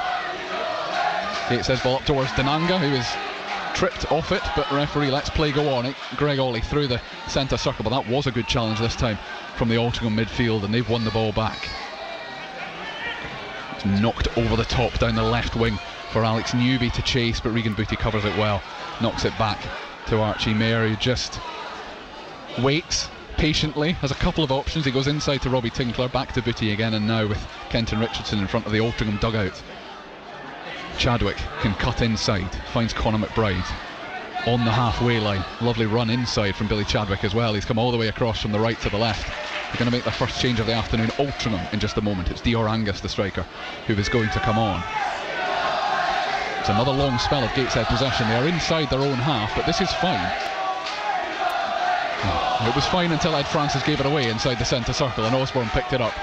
Newby couldn't quite get the ball forward to Con Clark, but he can find Isaac Osborne instead. Amaluzor 30 yards from goal, just slightly right of centre, tries to go between two defenders, and at least one of them fouled him in the eyes of the referee. He looked as though he tried to just run through, though. Run through a gap that wasn't there. Yeah. But the referee deciding that at least one of those points of contact was a foul, and it is going to be a pretty dangerous Altrincham free kick, given that Eddie Jones struck one pretty powerfully towards the end of the first half that forced Archie Mayer into a save from a similar mirrored position.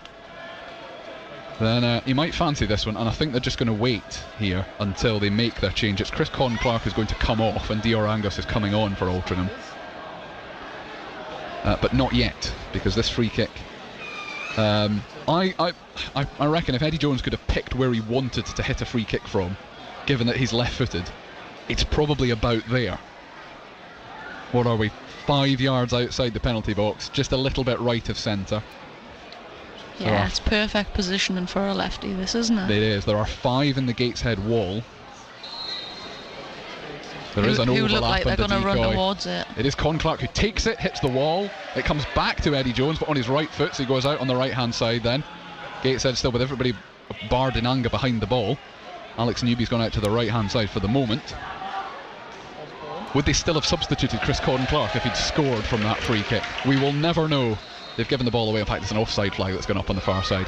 And so it is going to be a first Altrincham change midway through the second half. Dior Angus is going to come on for Chris Con Clark, and it is a straight swap up front for Altrincham. I don't think he's terribly impressed at coming off. He's just had a little frustrated wave at the referee who told him to hurry up a little bit. And Dior Angus, who was at Harrogate until the summer, is the man who's going to replace him. It's funny, you know, because while the ball stops, we had a drill this morning in training where we had to do problem solving, and naturally when you've got a problem solve, it impacts your ability to focus on what you're doing in the moment as you usually do. For example, peeling off and creating some space for your players. Yeah. And at the moment we haven't got that. I caught myself trying to use my hands to try and drag Kenton Richardson out, but at the moment he's so zoned in and trying to fix some problems that he's not allowing himself to do his usual job. Yeah. They are in possession on the edge of their own box again, Gateshead. Mayer and Tinkler. Chelsea now 4-1 up at Burnley. Archie Mayer on the edge of his own penalty area. So Dior Angus coming on up front. He's got plenty of EFL experience with Barrow and Harrogate. He was at Wrexham for a while as well. Started actually in their win on Tuesday night, but replaced in that formation change that they made Altrincham to go light for light with Gateshead. He was replaced on the team sheet by a centre half in Jake Cooper, but James Jones, sorry, but yeah, he comes on for the last 20, probably 25 minutes, including injury time. Regan Booty is penalised for a challenge just inside the Altrincham half, which again, both the Gateshead bench and a couple of the Gateshead players are not happy about. He's rolling about a bit, but he's also refused treatment, so that would suggest, I think that might be Isaac Osborne, that would suggest he's probably all right. It's currently in room 7, it's lost property. Isaac Marriott, I should say. Anyway, it is an Altrincham free kick. He's probably just trying to manage the game. Yeah, and it's, you know, it's early to be time wasting to an extent because there's still a good 20 minutes left of the game, but they are leading by a 0-0 and they are not in any rush, and were Gateshead the same, they wouldn't be in any rush either. That long ball forward down the right hand channel from Altrincham shouldn't have got to where it did, but Gateshead have taken their time over clearing it. Hannant does eventually put his foot through it. It's up towards Denanga. The ball just bounces off him though, and he's actually held the ball up relatively well. He's been asked to do things he doesn't want to do and he's not best at, and he's scored in the last 4 games between these two sides. 3 of those were for Altrincham, and then for Gateshead after he joined in February towards the tail end of last season. But we mentioned it earlier on, he hasn't had an opportunity. He hasn't. We haven't worked the ball up together collectively to include him in that one-touch passing. He likes to be busy in the box.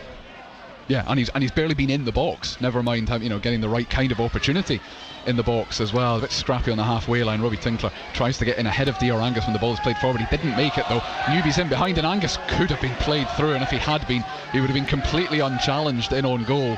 But Altrincham one possession back from the clearance again. Amaluzor lays it off. There's probably a chance for a shot, but Angus is slotted in behind, up against Archie Mayer, cuts it back, and it's cleared out for a corner by Billy Chadwick, which was all he could do given the direction he was facing, and they were cut open, Gateshead. We looked very vulnerable in that situation.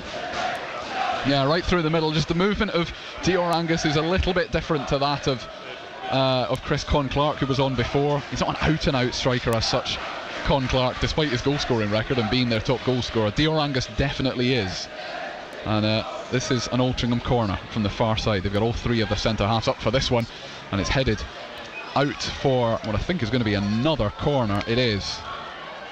Sort of funny direction the ball took off the head of possibly Luke Hannant, but it's certainly resulted in an Altrincham corner midway through the second half. Live here on BBC Radio Newcastle. A reminder earlier on, you might not want reminding, but Sunderland were beaten by 4-0 at home by Middlesbrough. You can hear the post-match interviews to that one later on in the programme. This Altrincham corner comes in on the far side as well. There was a bit of tugging going on by Joe Grayson this time, but given that the referees between them let Altrincham away with a lot of that in the first half, quite pleased to see them let Joe Grayson away with it in the second. That's a dangerous ball across his own penalty area from Regan Booty. They've got away with it though, Gateshead, and Richardson on this right hand side. Chadwick lays it off, but it's a bit loose and Altrincham will try and capitalise. Amaluzor on the edge of the box lays it off, tried to get Newby through, but it was just intercepted by Regan Booty, who now locks it long up towards Denanga, who is caught offside. I'm not sure about that though. He didn't really look offside, which is about as diplomatic as I can be. I think Jake Cooper was a long way behind him, but there we go. They're going to make another change in a minute. Aidan Rutledge is going to come on for Gateshead, but not yet, because the ball is not out of play, and Alex Newby's picked it up on the edge of the box. He's got a chance to have a shot. He does. Mayer is forced into actually a pretty smart save, cleared out for a throw-in on this near side. Spaces are just opening up where they shouldn't open up. It's one of those where the way that Mike likes to play, he likes us to play with a little bit of risk, and it does work. It has been working over the weeks, but that double movement that needs to happen is not happening, and therefore Altrincham are finding the gaps to then anticipate the ball and intercept. Marcus Denanga's afternoon is done. He has been replaced by Aidan Rutledge, who is a different type of striker. Yes, and he's certainly got 17 minutes plus a bit of injury time to absolutely run himself into the ground, to chase absolutely everything that he possibly can. And he's yet to score for Gateshead after that 4-division jump. He was playing in Northern League Division 2 last season for Berkeley Town, and I mean, not just playing but scoring nigh on 60 goals. It was an extraordinary season. Gateshead had a look at him in pre-season, offered him a contract here, and he's yet to score, but he is developing as a player, and he is and no doubt closer. Developing as a person too, the way that they do coach. There's an offside against Altrincham as well, so Gateshead had a chance to just reset a little bit, but I think that there is going to be a yellow card here possibly for Luke Hannant, and it can only be for dissent, because I was going to say it's nowhere near the ball. There was an offside flag went up, but it is actually an Altrincham free kick, so I'm going to assume that was a late challenge from Luke Hannant, because the referee has brought play back about 10 yards further back on that far side touchline, and that is a 5th yellow card of the afternoon.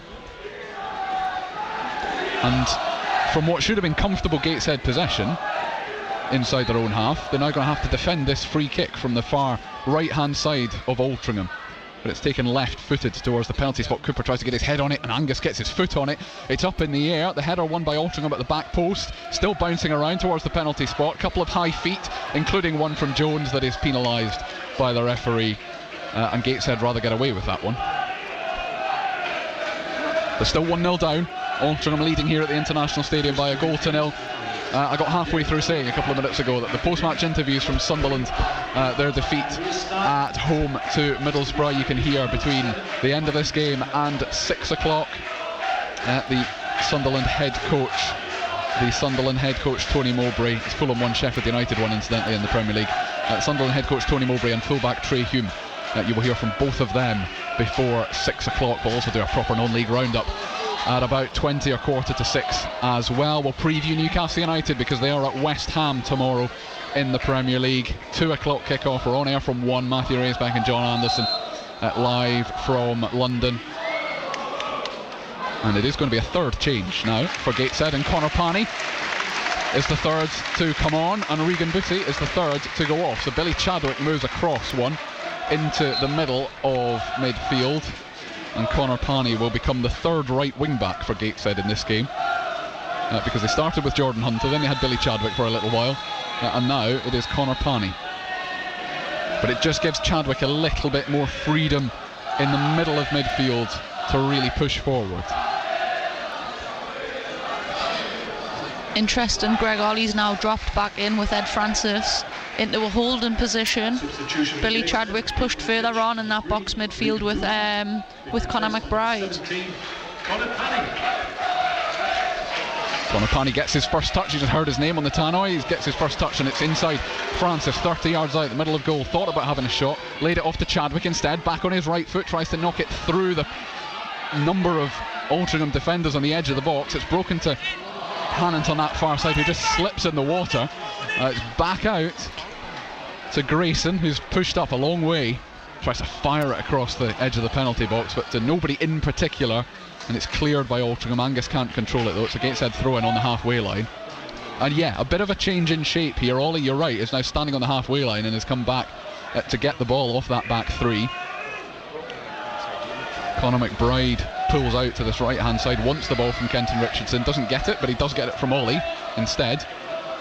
Controls it, cuts inside a couple of different Altrincham players, but he's still inside the centre circle up towards Chadwick, who turns really well. Rutledge tries to win it off the central defender but can't, and Altrincham under a bit of pressure on their left hand side clear it up towards the halfway line, but it's miscontrolled by Elliot Osborne, and Kenton Richardson will take the throw in fairly quickly. So Gateshead have made all three of their changes. Altrincham still with a couple up the sleeve if they wish. They don't make many.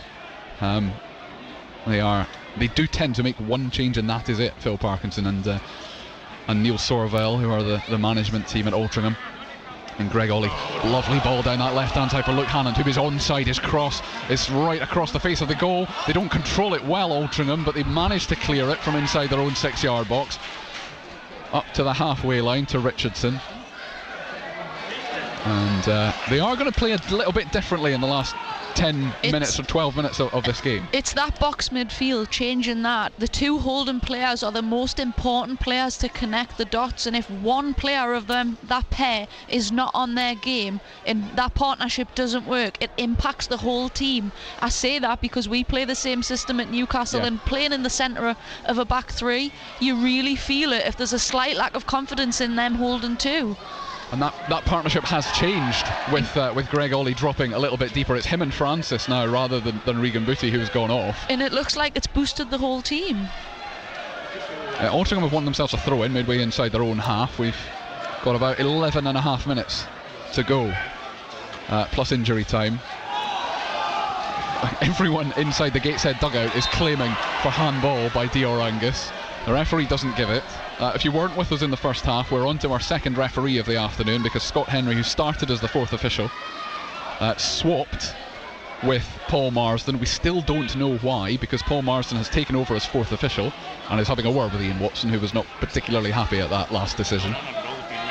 They swapped after about half an hour. No obvious injury to Paul Marsden. He'd been very unpopular in the first half an hour or so, but no real understanding as to why that happened. But Gateshead need to do something. They are a goal down with 10 minutes to go. Live on BBC Radio Newcastle, Colin White and Charlotte Potts. As Altrincham's clearance is not a particularly good one, and Connor Pani can take the throw in quickly on the right hand side for Gateshead. Back to Richardson, who's looking for a bit more movement than he's getting in front of him, and it's just in the general direction of Aidan Rutledge, but Altrincham can clear that one fairly comfortably through the centre circle. Patient from Robbie Tinkler. Square to Grace and up towards Chadwick, who lays it off nicely to Hannant, and then lays off a second ball forward to Ed Francis. Chadwick's got it back again, 30 yards out, right through the middle. Comes out wide to Connor Pani on the edge of the box.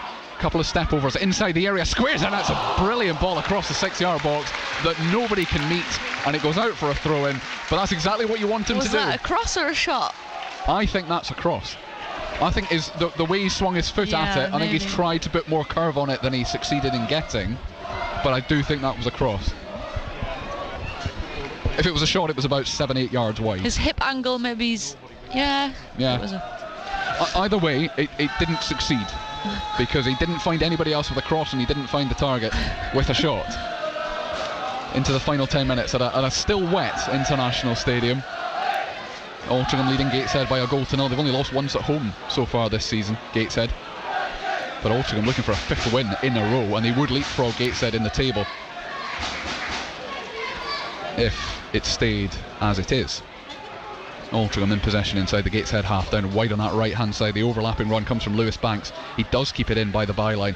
Back towards Amaluzor, down towards the byline again. Mayer manages to parry it out and save a second time, and Gateshead eventually, after a bit of indecision, clear it.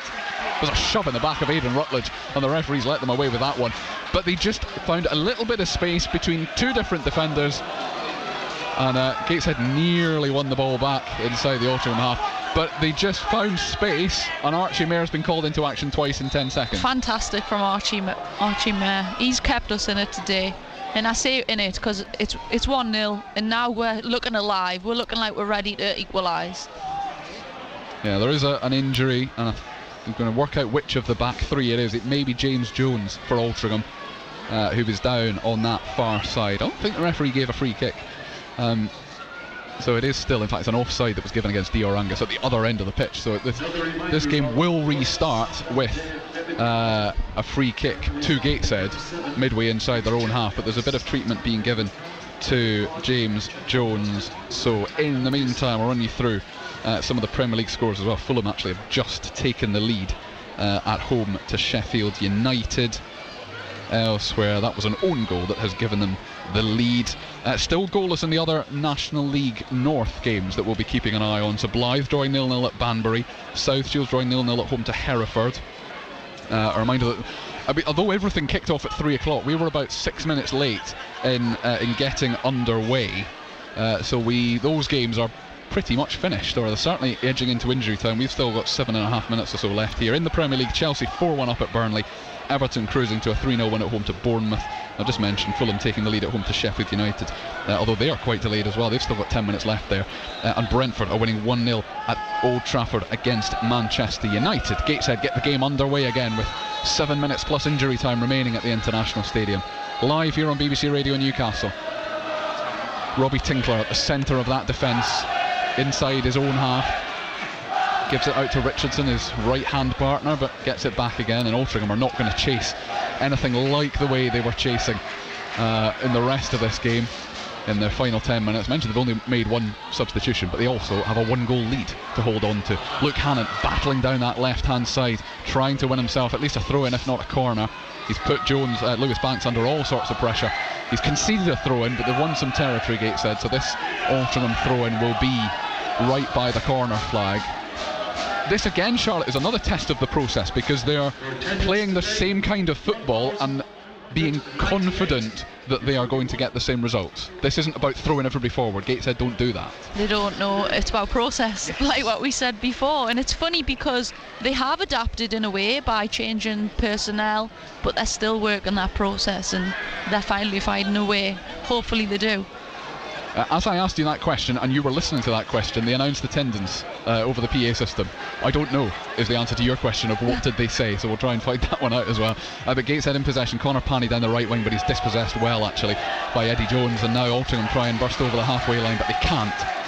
And nor, though, can Conor McBride keep that ball in play.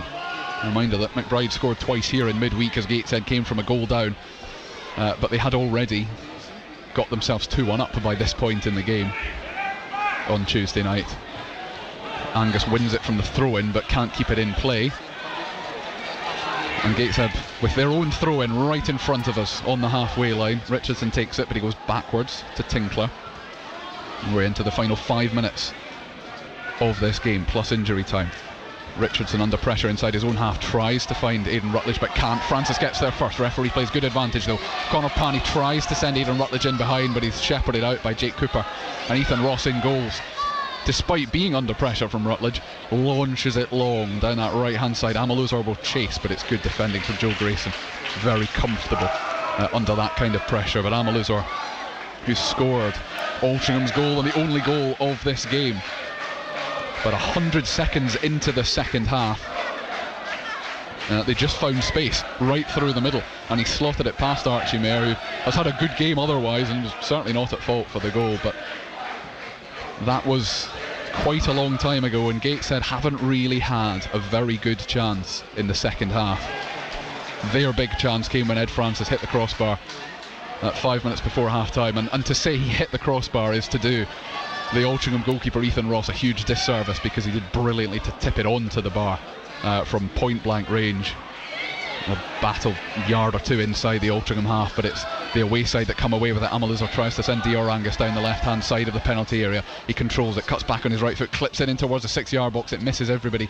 Joe Grayson, I think, will probably try and keep this one in play. He does, towards Chadwick, who comes deep for it on the edge of his own box. They don't want to clear it long, Gateshead, and in fairness to them, they've still got enough movement that they don't have to. Ed Francis square to Robbie Tinkler again, and into the final 3.5 minutes, Charlotte. Gateshead aren't exactly banging the door down. They're not, are they? And it's, again, you've seen them in previous games work in the second half up the field rather quickly, but not rushing it. However, now they're not doing either. They're not going quick, or they're not rushing it. The ball is back at the feet of Archie Mayer again.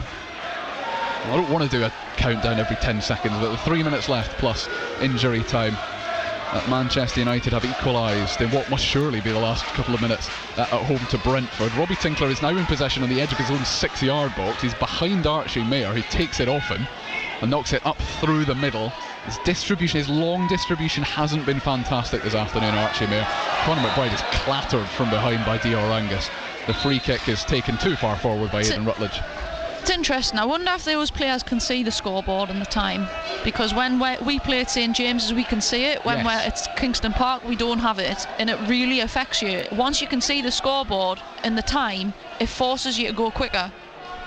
Greg Ollie wins the header. He's stopped being a defensive midfielder now. Greg Ollie, he's up. He's ahead of Chadwick and McBride at the moment as they go in search of an equaliser. And given where they are, Gateshead, they would take a point from this game because their performance levels have not been as high as recent weeks. Luke Hannant doesn't have much space wide on that left-hand side. A yard in from the touchline, tried to go forward, couldn't, but came back again, still in possession. Francis clips it forward to nobody in particular, and Altrincham on the halfway line for Amaluzor spin round the corner, but it just went out of play on the halfway line. And as we enter the final couple of minutes plus injury time, Gateshead do have to go chasing a little bit. Ed Francis just had to be a little bit careful. Dior Angus in his blind spot, but he gets it up towards Rutledge inside the centre circle, lays it off to Conor McBride, tries to send Chadwick in behind, but it wasn't a good enough pass anyway, and it was cut out well. Francis has got it back though inside the centre circle. Ollie's on his left. Luke Hannant is further wide out on that left hand side, level with the edge of the box, goes down towards the byline, gets a cross in that Pani tries to control but can't, and spends too long trying to claim for something rather than chasing the ball, that Altrincham can clear it quite comfortably up towards Angus, whose chest control is actually pretty good, and a lovely little spin from Elliot Osborne, and Altrincham deal with it well under pressure, launch it long down the left hand side for Angus, who's just eased out of it by Kenton Richardson. But we're into the final 60 seconds now of the 90, and that is a cue for Altrincham to make a second change, which you suspect is more designed to waste time legitimately than it is to truly influence the game. But Ed Francis has found a bit of space wide on that left hand side. He's got Rutledge in the middle, he controls it on the penalty spot, turns, tries to have a go, lays it off to Conor Pani instead. His shot is blocked, lacked a little bit of conviction, that effort anyway, but it was on target and it was blocked by an Altrincham defender. And now Gateshead, even though they're on the halfway line, are back in possession again and really have to go for it. The new fourth official, if we can call him that now, Paul Marsden, has got the board in his hands. We'll find out in a minute how many minutes will be added on, but Greg Ollie through the middle, tries to flick it out to Chadwick and then finds space on that left hand side, but it's badly overhit. The cross from that far side, completely overhit by Luke Hannant, and it goes comfortably behind the goal. And Altrincham will make this substitution first of all, and Paul Marsden has got the board completely wrong again, because he's put up the number 6 and the number 0, and the substitution that's coming on is Donawa, who is 17, number 17, Justin Donawa. Or was he doing the stoppage time first? Oh, maybe he did do the stoppage time first. 6 minutes. I take it back. 6 minutes added time? I apologise to Paul Marsden. Manchester United have turned it round and are now leading at Brentford by 2-1. Justin Donawa has come on. It is the other Justin, Amaluzor, who's gone off on the far side. So yes, 6 minutes. Is 6 minutes enough? Is 6 minutes enough? 6 minutes is plenty to score one. But do you mean, is it enough in comparison to how many stoppages we had, or is it enough for Gateshead to score a goal? Is it enough time for Gateshead to pull it around, considering the way that they're now currently playing after all of this time? We will find out in the next 5 3/4 minutes. Because this last 5 minutes has been the most entertaining part of the game. Yeah. Yes. The way they're playing, they're showing real intent to want to go score. But they haven't really pushed the goalkeeper this afternoon, with that exception of that one save. They just haven't been battering that defence. They haven't been splitting it open, never mind battering it, because that's not really the way Gateshead normally work, but they haven't been splitting it open either. Conor Pani wins a good header on the right wing. Rutledge, who's come out to help him, controls it on his chest, keeps it in play, is down virtually towards the corner flag now. He would like to win a corner from this position. He doesn't though, because the Altrincham defender is smarter than that, and the clearance is up towards the halfway line. Robbie Tinkler trying to make a foul out of that, and the referee has given it against. It's the throw-in, I think, that he's given against Robbie Tinkler rather than a free kick. No, it's a free kick, and they've taken it quickly. And Altrincham are 2-on-1 here. Dior Angus is up against Joe Grayson. He's going to take it himself, left-footed. But Archie Mair makes the save, but it's run free, and it's a simple finish for the substitute, Justin Donawa. And Altrincham, in injury time, take a 2-0 lead that they are not going to relinquish. And you know, granted, that was not a foul. It was not a foul, so there's an error from the referee again. However, what we spoke about earlier about emotional resilience, you had how many players of Gateshead react to that free kick? Yeah. Only one. The whole of the management team was screaming at the referee, which encountered all of the players to scream at the referee, and you had one player react to how many Altrincham players attacking But forward. they only needed 2. They had 2. It was 2-on-1 against Joe Grayson. There have been 2 yellow cards in the aftermath of that. Both Archie Mayer and Ed Francis have been booked for dissent towards the referee. Because they thought it was a free kick. They thought Robbie Tinkler was fouled.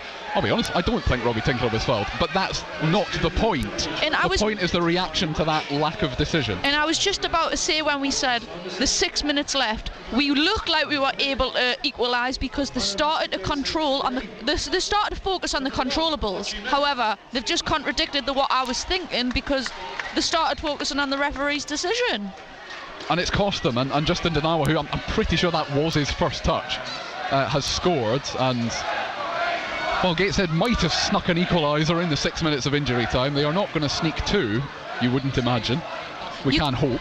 You can't in the control. final 3. You can't control the weather. You can't control how the other team come and disrupt the way that you play. You can't control the referee. You can't control the crowd. You've got to focus on the game. And unfortunately, the whole of this game, Gateshead have not done that. They are still going. Luke Hannon down by the goal line. Guys trying to get a cross in that's deflected out for a throw in on the far side. But it's the Altrincham fans, I reckon there are 100 of them over there, by the way, who are now making a bit of noise on the far side. Connor Pani tries to win a header inside the box and doesn't get within a yard of it, and it'll be a Gateshead throw in. Sorry, no, it won't. It'll be an Altrincham goal kick away to our right hand side, and they will now take all the time that they need to. I will try and speak to either Mike Williamson or Ian Watson after this game and be interested. I will ask about not just their reaction, but the players' reaction to that decision and the fact that it's cost them. It's cost them a second goal. It's cost them the opportunity of an equaliser. And you suspect that the last, 90 seconds, but we'll get a little bit more than that because the goal obviously took up some time. You suspect that this game will now be played at a slightly slower pace, although Gateshead through Connor Pani now try and blast over the halfway line, but it's a loose ball up towards McBride, and Altrincham make a bit of a mess of the clearance. McBride does well to win it back again, but he's just outnumbered, and it's brought away by Eddie Jones on this left hand side, and it's a lovely 1-2, and it's a late challenge from Connor Pani that he's not going to get away with. He did get the ball. He got his legs too, though. He got his legs and the ball. Yeah, the crowd not happy, Connor Pani not happy, but he's been given a yellow card. It is one of those challenges, if the referee thinks it's a foul, it probably is a booking. And there wasn't the reaction to that one from the Gateshead dugout that there had been previously. But the game has now gone as far as taking any points from it is concerned. We are well into the 6th minute of the minimum 6 allotted